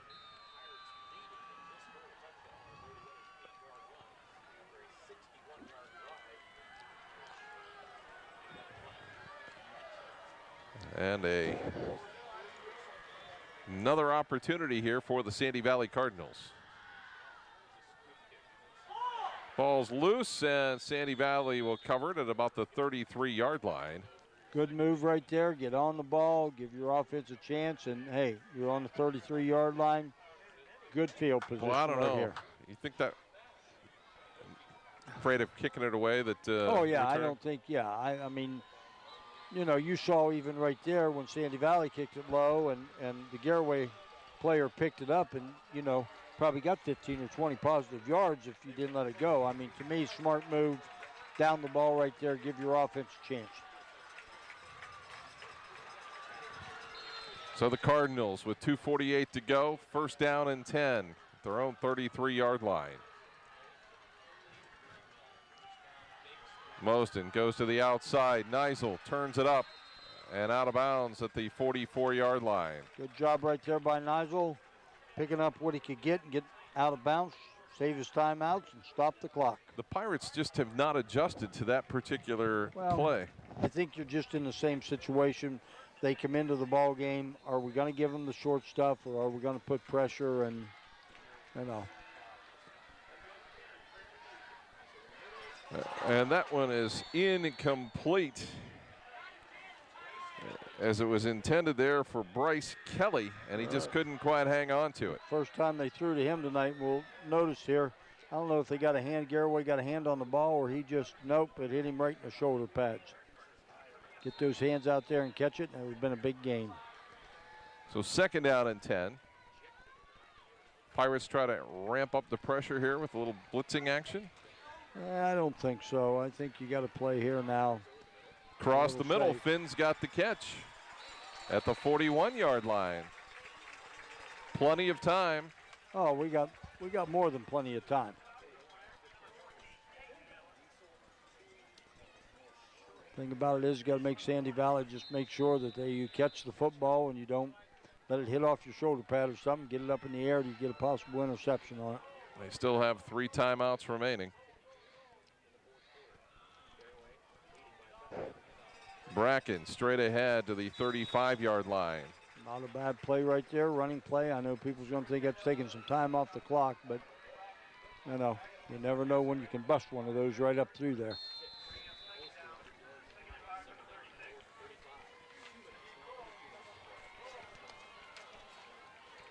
Mosden drops, rolling to his right. He's got some room to get out of bounds and does. Makes a positive play. Still short of the first down, I believe. Let's see where they're going to mark. Looks like he's just short. He's short. Yep. So you got what, third and less than a yard, maybe?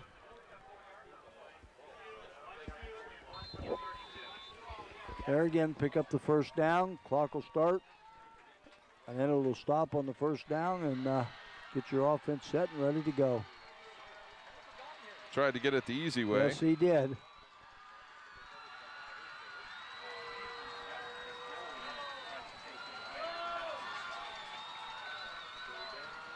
Hand off to Bracken.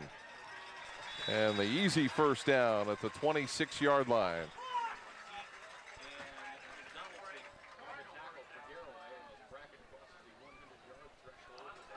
Well, you can see we're not ready. We're getting ready to start the clock here. Sandy Valley's pretty much up, ready to go.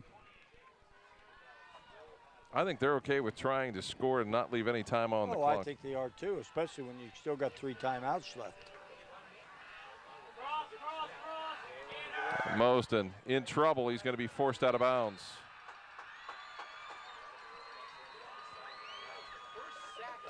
So a sack by the Pirates. That changes things a little bit. Yeah, a little bit here. I don't think with a minute 24 you're really worrying about too much right now as a first down. I know that you need to, you need to get it in there, but they got to get the ball down the field to where they can have an opportunity to put the ball in the end zone. So minute 24 to go. 34-27. Garaway leading Sandy Valley. Now the worst thing could happen here is he takes a sack in the middle of the field. Across the middle, it's going to be short and incomplete. That'll make it third down and 15. Well, don't have to get it all at once. Exactly. 2 down territory. You don't have to get it all at once. I'm sure here, too, that if they pick up something, they'll take a timeout and make sure they got what they need on 4th down. On Garaway's side, they just got to keep him contained and make him throw the football. They're going to go into the corner of the end zone, and it's overthrown toward the end zone anyway, and it'll be 4th down and 15. I'll tell you what, they had him open on that one, I think, as he was right in between defenders, but Finicum just was outthrown just by about 3 yards. Now you're in 4th down. And this is really the ball game right here. This is the ball game right here. Now, in a sense, you've got to pick up a 1st down. You know what I mean? It's in a situation where you got to be scoring a touchdown. You got to pick up the 1st down. They're going to call a timeout, I got to think. I would think so. Yep. There was too much confusion. They had a play set up, and it looked a little bit like a fire drill down there. So they. And I'd also look too, which is, you know what, in a situation when you have timeouts like that. And well, this is it. This is the game right here. I mentioned it to play before. You know, get yourself in a situation that everybody knows what you're doing on 4th down. Okay, then you got to pick up the 1st down. Again, 2 timeouts left. There's plenty of time with 1:13 to go. The key right now is getting that 1st down, and I think I'd find somehow, some way, if I was Garaway, to find number 44. I think I would be playing a big umbrella about 15 yards off the line of scrimmage. Is that one of those go over and don't move? If you get 14 yards, don't move. Yeah. Let them come to you. But now I just said that, and I'm not so sure that they haven't taken Nigel, the big tight end, out of the game. So they're going to go wide. They've got trips left.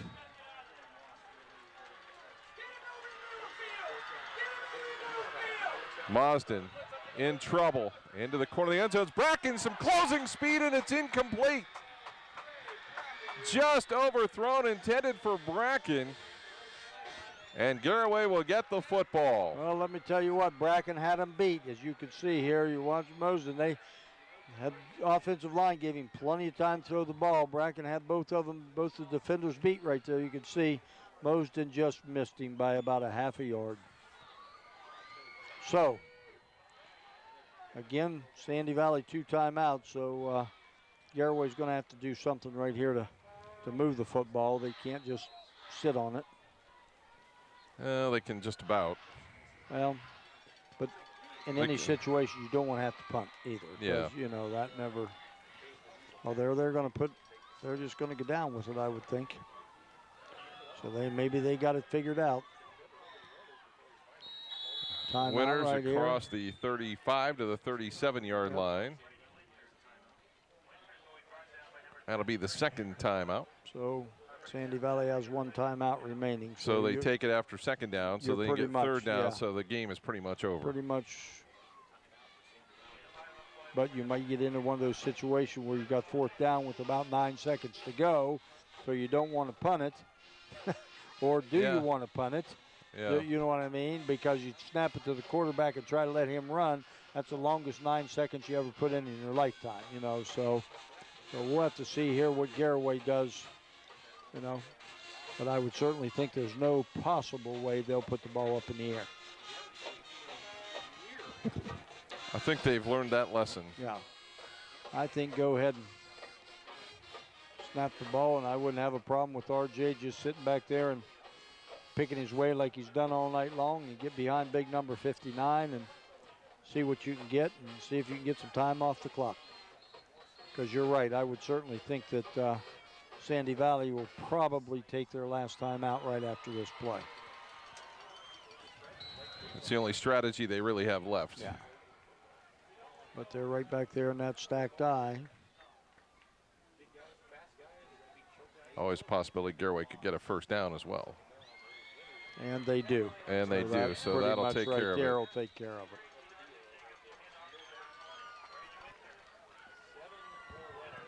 We saw Coach Gardner, he just took the headsets off, so I think he understands that just about will do her right there.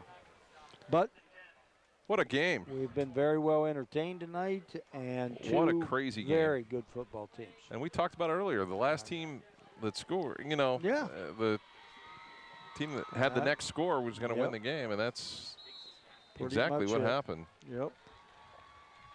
And they will slowly put the ball back in play, I would think.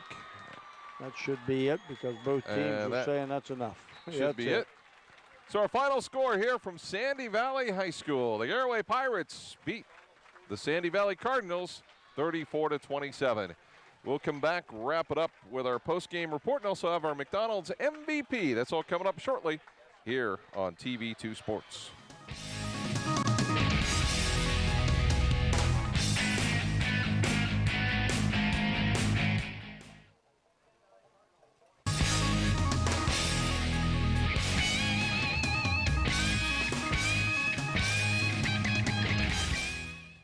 The Garaway Pirates come up a winner, 34-27 here at Sandy Valley. It's a game they've had circled on their calendar for a year after last year's defeat, and they come out on top 34-27. Let's take a look at our post-game wrap-up, Chuck. And when's the last time we've seen almost 930 yards of total offense? They passed 89 times in this game.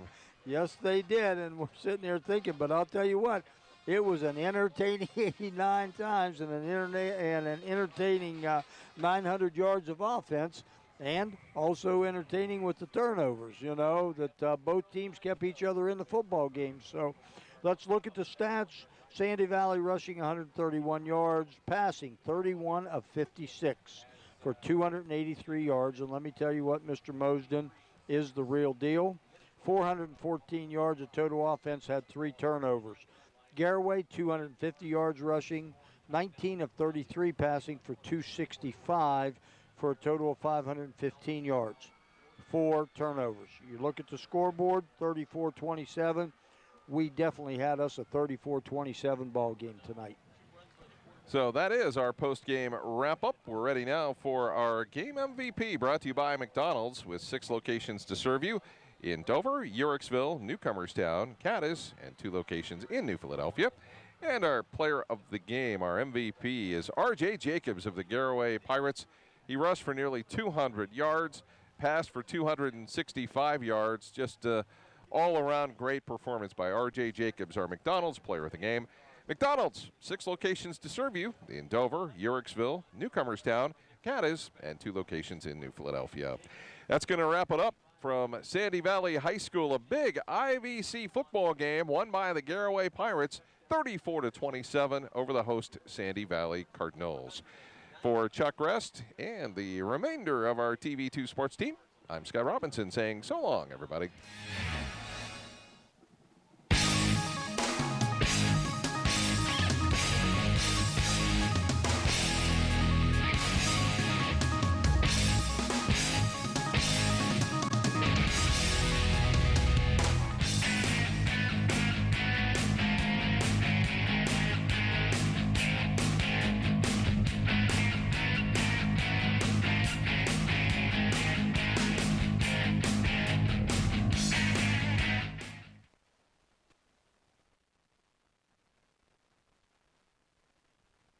Own bathroom to provide privacy for patients recuperating from surgery, illness, or injury. Our 2,800 square foot therapy gym features state-of-the-art equipment, private treatment rooms, and a separate area for sports